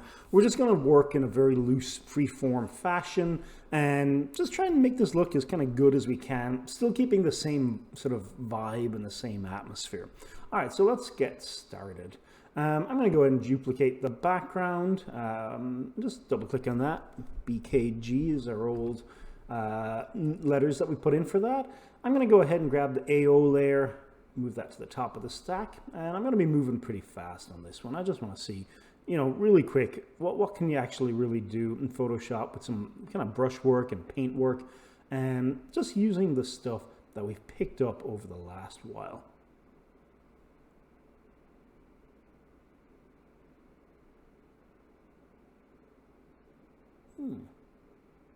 Okay, we have a slight problem. Our AO layer does not line up. Let's see if our reflection layer does. Yeah, so the reflection layer does line up. I think it's a little off. Okay, we'll have to see if we can do without the ambient occlusion layer. I don't think this was most likely user error on my behalf. Okay, let's see, can I select this layer? Oops. And I'm going to zoom out, select this guy. I wonder if I can just move, yeah, can I just move this layer over? Yeah, a little bit. All right, we'll see. I don't think this is going to work, so we're just going to delete it. We'll have to do without the AO layer and see what we can do just on our own. That's fine. All right, the reflection layer, however, still seems to line up pretty nicely. We get some nice reflections off in the distance. There's a few areas where you can kind of see why it's doing this, but let's go ahead and just, I suspect the cameras were not lined up just ever so slightly, so I'm just going to mask out the areas that I don't want affected. Okay, I think that's fine. I'm just going to merge that down, Control-J, duplicate, and let's look at getting a glow effect going on here. I suspect that if my background doesn't line up, then the material IDs probably also won't line up, but let's do a quick test here of the red. Yeah, so they're just kind of off. We'll just have to kind of wing it a little bit. All right, let's do this. So let's zoom in. I'm going to add a new layer. I hit B to grab a brush. Hit X on my keyboard. I've got a nice orange color kind of already lined up, and we're just going to do a very soft little kind of dab here. I'm going to drop the opacity on some of the strokes just so it's not as overpowering as we move further back. And same again over here. I'm just ever so slightly just drop that brush strength, giving the impression of reflections just a little bit. Okay. And a little bit larger for the ones that are closer to the camera. And it's a little strong, but we can also, again, just go change that to lighten or screen. Let's use a combination of lighten at 50 and screen. So Control-J, duplicate, and we'll do screen. Now, we can probably add a little bit of lens flare and things like that on there as well. Okay, I'm going to grab my paintbrush. And I'm going to try sample from this orange kind of light color over here. And then I'm actually going to brighten it quite a bit. And let's make it a little bit more yellow and see what we can do here. I'm just going to add kind of basically drawing in some light effects. Now this is super, super rough and tumble. And this is really not how you should go about doing this. I'm just going to paint in kind of glow effects. And then I'll be painting them out with really just adding a mask to paint out the areas where I don't want light. So there we go. All right, so getting a bit of a glow. I'm going to add a mask, and I'm going to switch my paintbrush to a slightly smaller brush now, and I'm going to just kind of paint out the areas that I don't want. Now I can turn off the visibility and everything else, and just kind of looking at, let's go ahead and change this layer back to I'm gonna make it back to normal. And again, we're painting on this mask, very low opacity. Let's crank that up on the brush. And I'm actually gonna just paint out the areas where that light, where I didn't really want the light. And I'm just gonna paint this back in. There we go. This is a very sort of low quality paint job for just getting that light effect. And I'm just going to, again, painting out the areas where I don't necessarily want it, and you know, painting over the characters and stuff that are here. And you know, there's no reason this person should be lit up. And again, back over here, no reason for a lot of this light over here, so just paint it out if we can. And on our decorative element here, again, just paint that out if we can. We don't necessarily want this to be lit up the same way that everything else is. So I'm just gonna paint that out using that nice soft fluffy brush. And again, you know, in an ideal world we'd be using a Wacom tablet for this, but I'm just using my mouse at the moment, and we're just gonna wing it basically. This is extremely rough, but bearing in mind that the image is you know, it's 4096. We'll probably end up scaling it down towards the end anyway. So then a little bit of a glow on those characters, that's fine. Zoom out. I do think that the effect here is probably a little too strong, so I'm gonna just dab out this on the mask in black. Yeah, there we go. And same over here. I'm just gonna rough job here. All right, looks good. Yeah, okay. Still very, very, very, very bright in places, but you know, whatever. We can fix that later. All right. So then let's go ahead and just put this back to lighten or screen. I think we had this on lighten, and this one here is lighten, so we'll put this guy to screen. There we go. All right, is it perfect? No. Will it work? Sure. You know, sometimes good enough is just good enough, quite simply. So there we go. Just gonna paint some of that light back in over there. That'll work. Zoom out.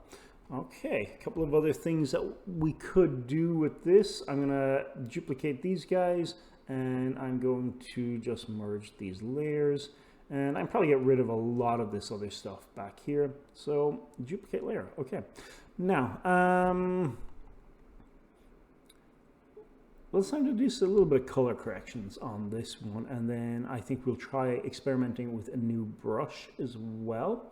So I went ahead and downloaded from Brush Easy, which is just a free collection of brushes, and I should have, if all goes well, loaded a snow brush. So we're just going to do a quick test on this one and just sort of see what we can do. Let me see, we've got dynamic lights and free snow brushes, Photoshop.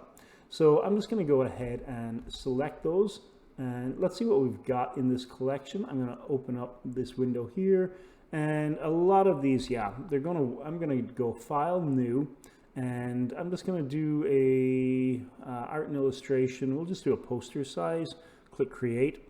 And if I grab my paintbrushes now, you can see that these actually just sort of stamp on sort of pseudo snow. So what we can do is change our brush color to really just white, and I'm going to go ahead and maybe do this on a new layer. We'll see if this works. Yeah, there we go. That's it. I'm just going to stamping on a few little specks of snow. Turn them off, turn them on, turn them off, turn them on. There we go. I'm sure there's more we could do here with blurs and things like that, and maybe we actually will do that. Let's go Filter, Blur, Gaussian Blur, and I'm gonna put this pretty low. There we go. Click OK, and add a mask, and let's just paint out that effect that we just had. So let's go back to our soft fluffy brush here, the soft round one. And what I've done is I've blurred the snow a little around the edges, so I think that will kind of give the look that we're going for, hopefully. And I'm gonna make sure my brush is set to about 90, and so turn that off, turn it on. You can kind of see it, and I think what I need to do, actually that is going to mask the entire layer, so I think what we'll do is just add a new layer, do the same effect, but yeah, there we go. So we got a little bit of blurring going on, and I'm just going to add a mask on the outer edge of this to kind of blend between the two layers, really, just ever so softly. There we go. So we're getting little bits of snow, and we're also getting areas of kind of out of focus snow. So I think that will work just fine. And I think that's pretty good. I'm going to select all these, right click, duplicate, click OK, and right click and merge them again. All right, looking nice. Yeah, it's still looking rough and tumble, but it's looking better. Duplicate the layer, click OK. We're going to go up to filter. And actually, before we do that, let's look at the sky. Let's try something new. Let's go to, we're going to try and use Photoshop's ability to remove the sky. So I'm going to go to sky replacement, and let's see if Photoshop can figure out where the sky starts and ends. Oh yeah, did a pretty good job actually.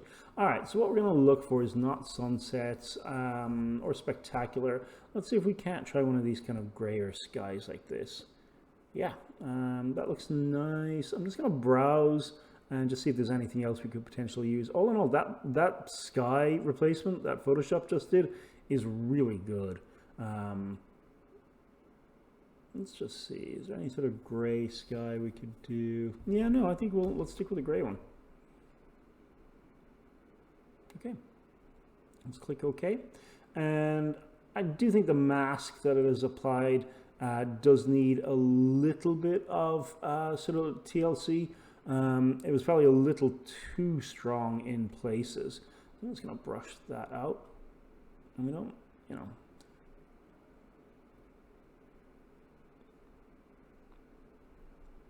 Yeah, I don't, strictly speaking, we don't need this to be, you know, super overpowering. I just want something a little bit more dramatic. And again, I'm going to just mask out some of this. Using soft fluffy brush, just painting out the mask. Dramatic sky is nice, but it shouldn't sort of, again, shouldn't really take away from everything else. Okay, there we go, looking pretty nice. I'm just going to paint out this gray, making sure that, let's see, that sky replacement group, let's toggle that on off. Yeah, pretty nice. And I may just kind of drop the opacity on that just a little bit. Yeah, I think that looks really, really nice. Okay, pretty happy with that. I'm just going to go ahead and merge it down since we're working very rough and very loose right now. Let's right click, let's merge these layers. There we go. And duplicate this one more time. You can kind of see how doing a lot of duplication. All right, let's go filter. Let's do camera raw really quickly.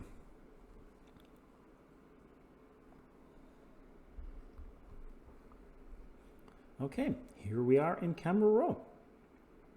And I'll actually pause there, and just so this video is not, you know, really too far long. And in the next video, we will continue with camera raw. Okay, so we're back and we're in camera raw. So I'm just going to kind of spin the camera here a little bit to see what's going on. Now we could go ahead and hit auto and ask camera raw to figure it out for us. And I think that looks pretty good. It's a good jumping off point. We can also go to this section here, profile, and we can actually go browse. And Camera Raw, this current version, not really sure, I think we're in 2022 Photoshop, does come with some really, really nice profiles that are a good kind of jumping off point for your renders. Now, would you use them exclusively? I don't really know that you would. You wouldn't just like pick one of these and be like, done. But honestly, they're not terribly bad. I, for example, have used Modern 7, 8, and 9 quite a lot, kind of professionally. I think they do a good job at leveling the image out quite a bit. For our purposes, let's see if we've got any under the artistic that we like. Yeah, artistic 4 and 1, they do a nice job of kind of blowing up some of the blues. All in all, though, I think I'm just going to continue doing this manually. I'm going to hit back here, and let's just look at the exposure. I think, yeah, I don't want it to look like Winter Wonderland. I don't want it to look too bright. We're still trying to make it look a little bit more real. I'm going to tilt the temperature just ever so slightly to the blue. The contrast, I'll probably just put that back to 0. Highlights, do I want, let's blow out the white quite a bit here. We'll look at the shadows.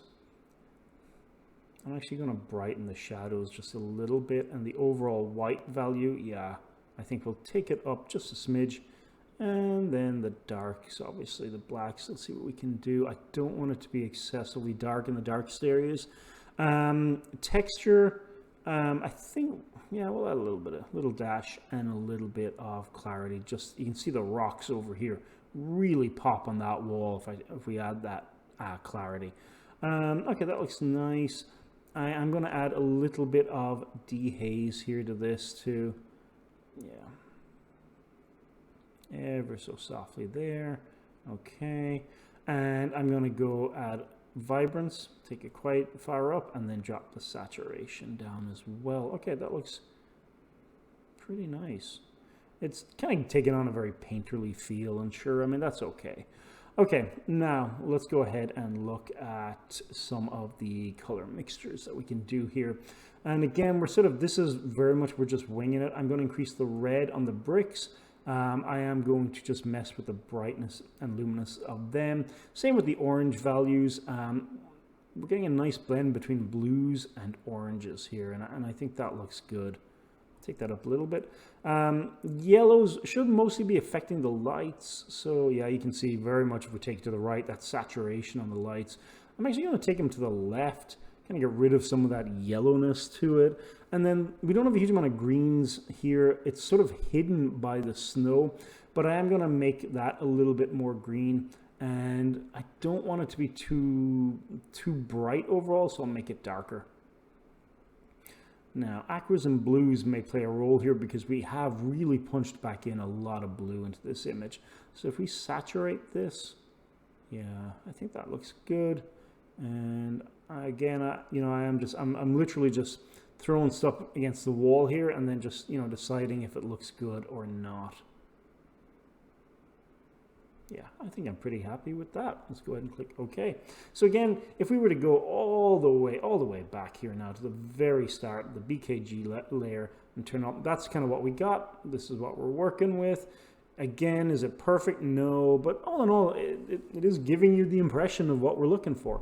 All right, I'm going to go ahead and duplicate this guy. I'm going to hide pretty much everything else. We'll just hide it behind its own group and move our old friend, the original background, just kind of up again.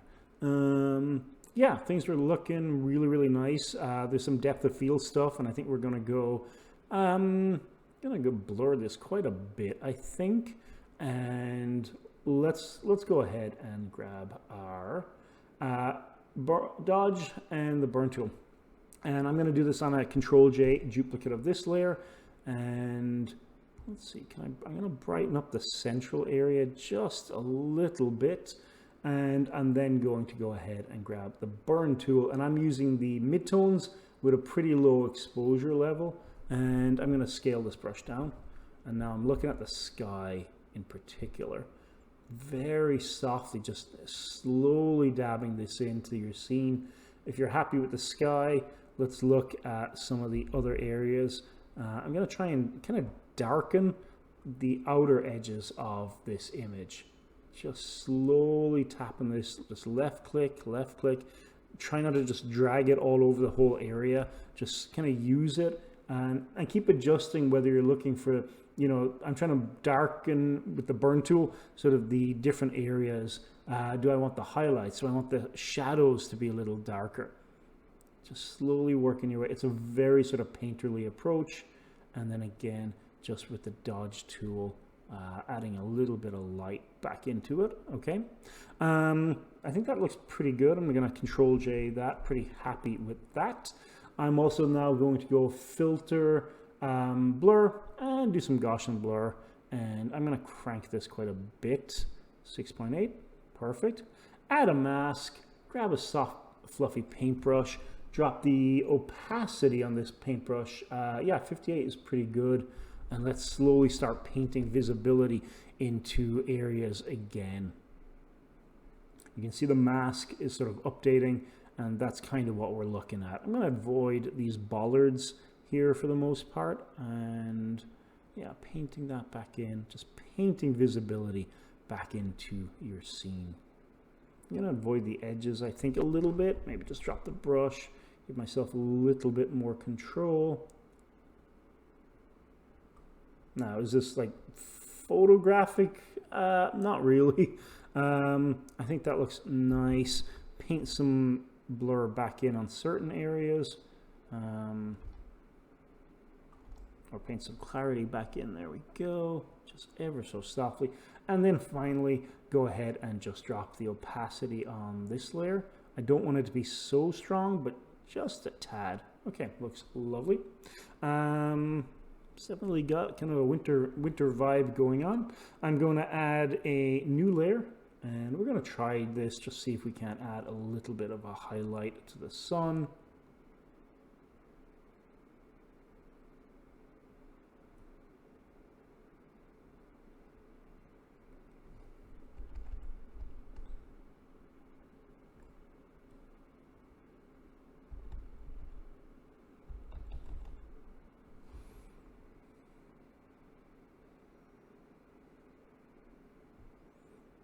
I'm just seeing what works here. If I can get, I think lighten, but I think it is coming in maybe just a little too much there.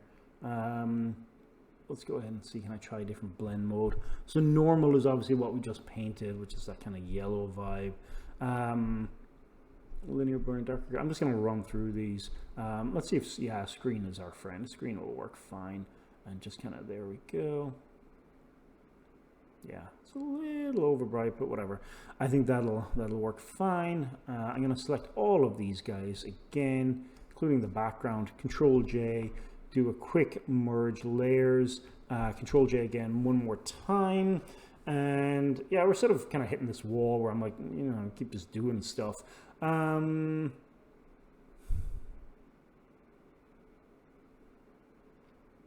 think, yeah, I mean, there's all this other stuff you could potentially do and all these things you could kind of add, but, you know, we're kind of getting close to where it's done. All right, I'm going to duplicate it one more time. I'm going to go to my levels adjustment. I'm going to click the update here, and I'm just going to ask Photoshop to just assess the image. Yeah. Okay. I'm also then going to go to curves, and again, I'm going to click auto and just ask Photoshop to do its thing. And if we turn off these, you can kind of see here it is. Here's the levels adjustment. Photoshop kind of darkened the edges a little bit, which is really nice. And with the curves, just add a little bit of pop to it. Yeah, I think that's really, really good. I may add a photo filter. And I do kind of want to see, can I get that sky effect going the way I wanted it to work? So I'm going to add a mask, and I'm just going to paint out some of this. I know this is kind of just rough and messy and all over the place, but you know, hopefully it'll be worth it. And there we go. If we toggle that on and off, we're getting kind of an orange bit to the sky. And I think let's just again try to lighten our screen on this and just drop that down. We can always leave it on normal too, just on a low level. There we go. And again, just go ahead and merge these guys. Control J one more time. Oh, apologies for the noise there. Control J. Not really sure where that was coming from. Let's go back up to filter. Let's go to camera raw one more time. And let's see what we can get here.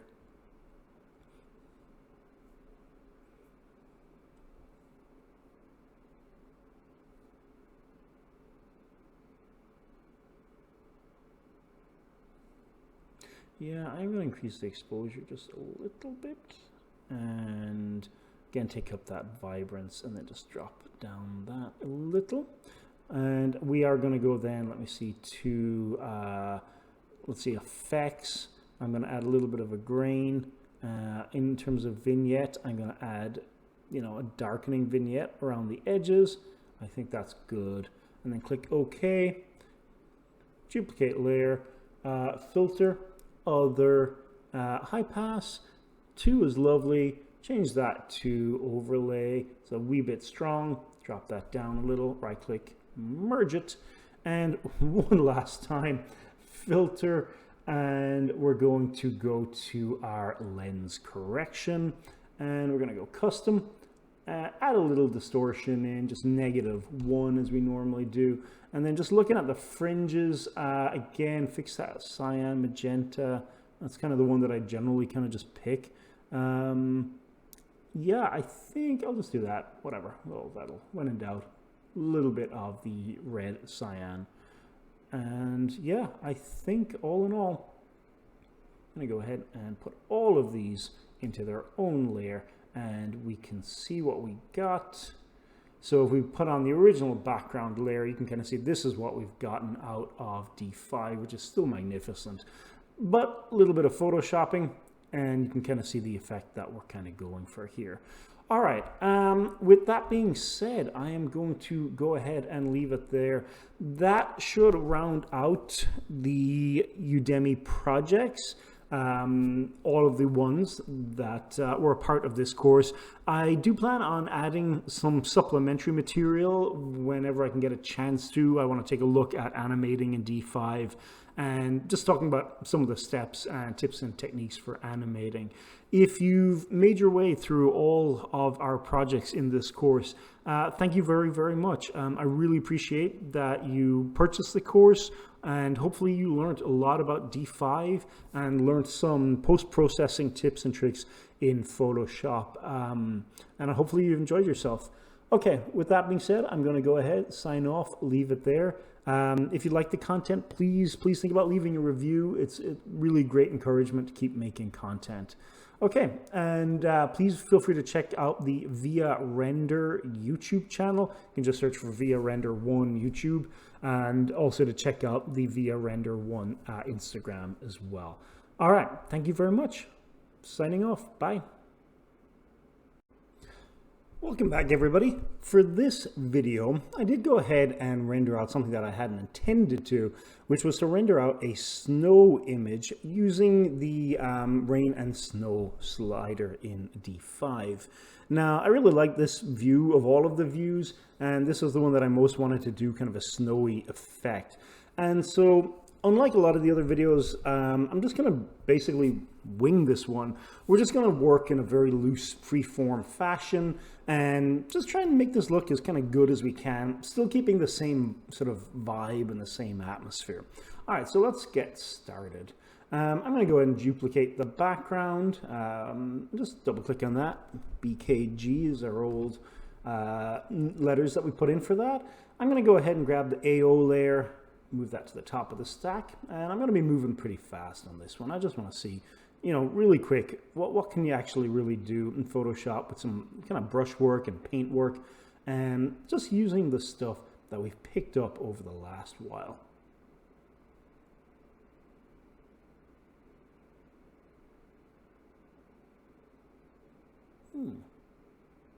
Okay, we have a slight problem. Our AO layer does not line up. Let's see if our reflection layer does. Yeah, so the reflection layer does line up. I think it's a little off. Okay, we'll have to see if we can do without the ambient occlusion layer. I don't think this was most likely user error on my behalf. Okay, let's see, can I select this layer? Oops. And I'm going to zoom out, select this guy. I wonder if I can just move, yeah, can I just move this layer over? Yeah, a little bit. All right, we'll see. I don't think this is going to work, so we're just going to delete it. We'll have to do without the AO layer and see what we can do just on our own. That's fine. All right, the reflection layer, however, still seems to line up pretty nicely. We get some nice reflections off in the distance. There's a few areas where you can kind of see I don't know why it's doing this, but let's go ahead and just, I suspect the cameras were not lined up just ever so slightly. So I'm just going to mask out the areas that I don't want affected. Okay, I think that's fine. I'm just going to merge that down, Control J, duplicate, and let's look at getting a glow effect going on here. I suspect that if my background doesn't line up, then the material IDs probably also won't line up, but let's do a quick test here of the red. Yeah, so they're just kind of off. We'll just have to kind of wing it a little bit. All right, let's do this. So let's zoom in I'm going to add a new layer. I'm going to hit B to grab a brush. Hit X on my keyboard. I've got a nice orange color kind of already lined up. And we're just going to do a very soft little kind of dab here. I'm going to drop the opacity on some of the strokes just so it's not as overpowering as we move further back. And same again over here. I'm just ever so slightly, just drop that brush strength, giving the impression of reflections just a little bit. Okay, and a little bit larger for the ones that are closer to the camera. And it's a little strong, but we can also, again, just go change that to lighten or screen. Let's use a combination of lighten at 50 and screen. So Control J, duplicate, and we'll do screen. Now, we can probably add a little bit of lens flare and things like that on there as well. Okay, I'm going to grab my paintbrush, and I'm going to try sample from this orange kind of light color over here, and then I'm actually going to brighten it quite a bit, and let's make it a little bit more yellow and see what we can do here. I'm just going to add kind of basically drawing in some light effects. Now this is super rough and tumble, and this is really not how you should go about doing this. I'm just going to paint in kind of glow effects, and then I'll be painting them out with really just adding a mask to paint out the areas where I don't want light. So there we go. All right, so getting a bit of a glow, I'm going to add a mask, and I'm going to switch my paintbrush to a slightly smaller brush now, and I'm going to just kind of paint out the areas that I don't want. Now I can turn off the visibility and everything else, and just kind of looking at, let's go ahead and change this layer back to, I'm going to make it back to normal. And again, we're painting on this mask, very low opacity. Let's crank that up on the brush, and I'm actually going to just paint out the areas where that light, where I didn't really want the light. And I'm just going to paint this back in. There we go. This is a very sort of low quality paint job for just getting that light effect. And I'm just going to, again, painting out the areas where I don't necessarily want it, and painting over the characters and stuff that are here. And there's no reason this person should be lit up. And again, back over here, no reason for a lot of this light over here. So just paint it out if we can. And on our decorative element here, again, just paint that out if we can. We don't necessarily want this to be lit up the same way that everything else is. So I'm just going to paint that out using that nice soft fluffy brush. And again, in an ideal world, would be using a Wacom tablet for this, but I'm just using my mouse at the moment, and we're just going to wing it basically. This is extremely rough, but bearing in mind that the image is it's 4096, we'll probably end up scaling it down towards the end anyway. So then a little bit of a glow on those characters, that's fine. Zoom out. I do think that the effect here is probably a little too strong, so I'm going to just dab out this on the mask in black. Yeah, there we go. And same over here. I'm just kind of rough job here. All right, looks good. Yeah, okay. Still very bright in places, but whatever. We can fix that later. All right. So then let's go ahead and just put this back to lighten or screen. I think we had this on lighten, and this one here is lighten, so we'll put this guy to screen. There we go. All right, is it perfect? No. Will it work? Sure. Sometimes good enough is just good enough, quite simply. So there we go. Just gonna paint some of that light back in over there. That'll work. Zoom out. Okay, a couple of other things that we could do with this. I'm gonna duplicate these guys, and I'm going to just merge these layers, and I'm probably get rid of a lot of this other stuff back here. So duplicate layer. Okay, now let's time to do a little bit of color corrections on this one, and then I think we'll try experimenting with a new brush as well. So I went ahead and downloaded from Brush Easy, which is just a free collection of brushes, and I should have, if all goes well, loaded a snow brush. So we're just going to do a quick test on this one. and just sort of see what we can do. Let me see, we've got dynamic lights and free snow brushes, Photoshop. So I'm just going to go ahead and select those, and let's see what we've got in this collection. I'm going to open up this window here, and a lot of these, yeah, I'm going to go File, New, and I'm just going to do a art and illustration. We'll just do a poster size, click Create. And if I grab my paintbrushes now, you can see that these actually just sort of stamp on sort of pseudo snow. So what we can do is change our brush color to really just white. And I'm going to go ahead and maybe do this on a new layer. We'll see if this works. Yeah, there we go. That's it. I'm just going to stamping on a few little specks of snow. Turn them off, turn them on, turn them off, turn them on. There we go. I'm sure there's more we could do here with blurs and things like that. And maybe we actually will do that. Let's go Filter, Blur, Gaussian Blur. And I'm going to put this pretty low. There we go. Click OK. And add a mask. And let's just paint out that effect that we just had. So let's go back to our soft, fluffy brush here, the soft round one. And what I've done is I've blurred the snow a little around the edges. So I think that will kind of give the look that we're going for, hopefully. And I'm going to make sure my brush is set to about 90. And so turn that off, turn it on. You can kind of see it. And I think what I need to do, actually that is going to mask the entire layer. So I think what we'll do is just add a new layer, do the same effect, but yeah, there we go. So we got a little bit of blurring going on, and I'm just going to add a mask on the outer edge of this to kind of blend between the two layers, really, just ever so softly. There we go. So we're getting little bits of snow, and we're also getting areas of kind of out of focus snow. So I think that will work just fine, and I think that's pretty good. I'm going to select all these, right click, duplicate, click OK, and right click and merge them again. All right, looking nice. Yeah, it's still looking rough and tumble, but it's looking better. Duplicate the layer, click OK. We're going to go up to Filter. And actually, before we do that, let's look at the sky. Let's try something new. Let's go to, we're going to try and use Photoshop's ability to remove the sky. So I'm going to go to Sky Replacement. And let's see if Photoshop can figure out where the sky starts and ends.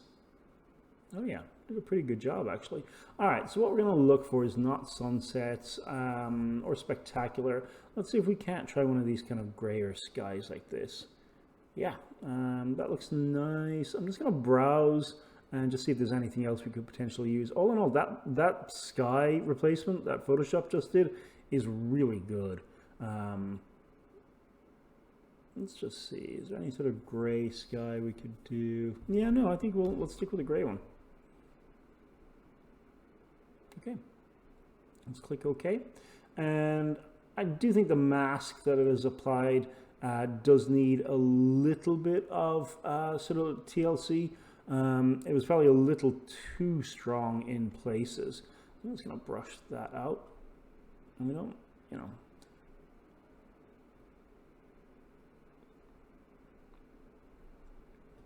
I don't, strictly speaking, we don't need this to be, you know, super overpowering. I just want something a little bit more dramatic. And again, I'm going to just mask out some of this. Using soft, fluffy brush, just painting out the mask. Dramatic sky is nice, but it shouldn't sort of, again, shouldn't really take away from everything else. Okay, there we go, looking pretty nice. I'm just going to paint out this gray, making sure that, let's see, that sky replacement group, let's toggle that on off. Yeah, pretty nice. And I may just kind of drop the opacity on that just a little bit. Yeah, I think that looks really, really nice. Okay, pretty happy with that. I'm just going to go ahead and merge it down since we're working very rough and very loose right now. Let's right click, let's merge these layers. There we go.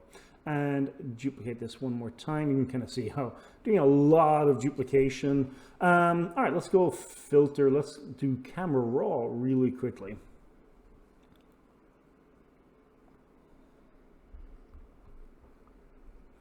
Okay, here we are in Camera Raw. And I'll actually pause there, and just so this video is not, really too far long. And in the next video, we will continue with Camera Raw.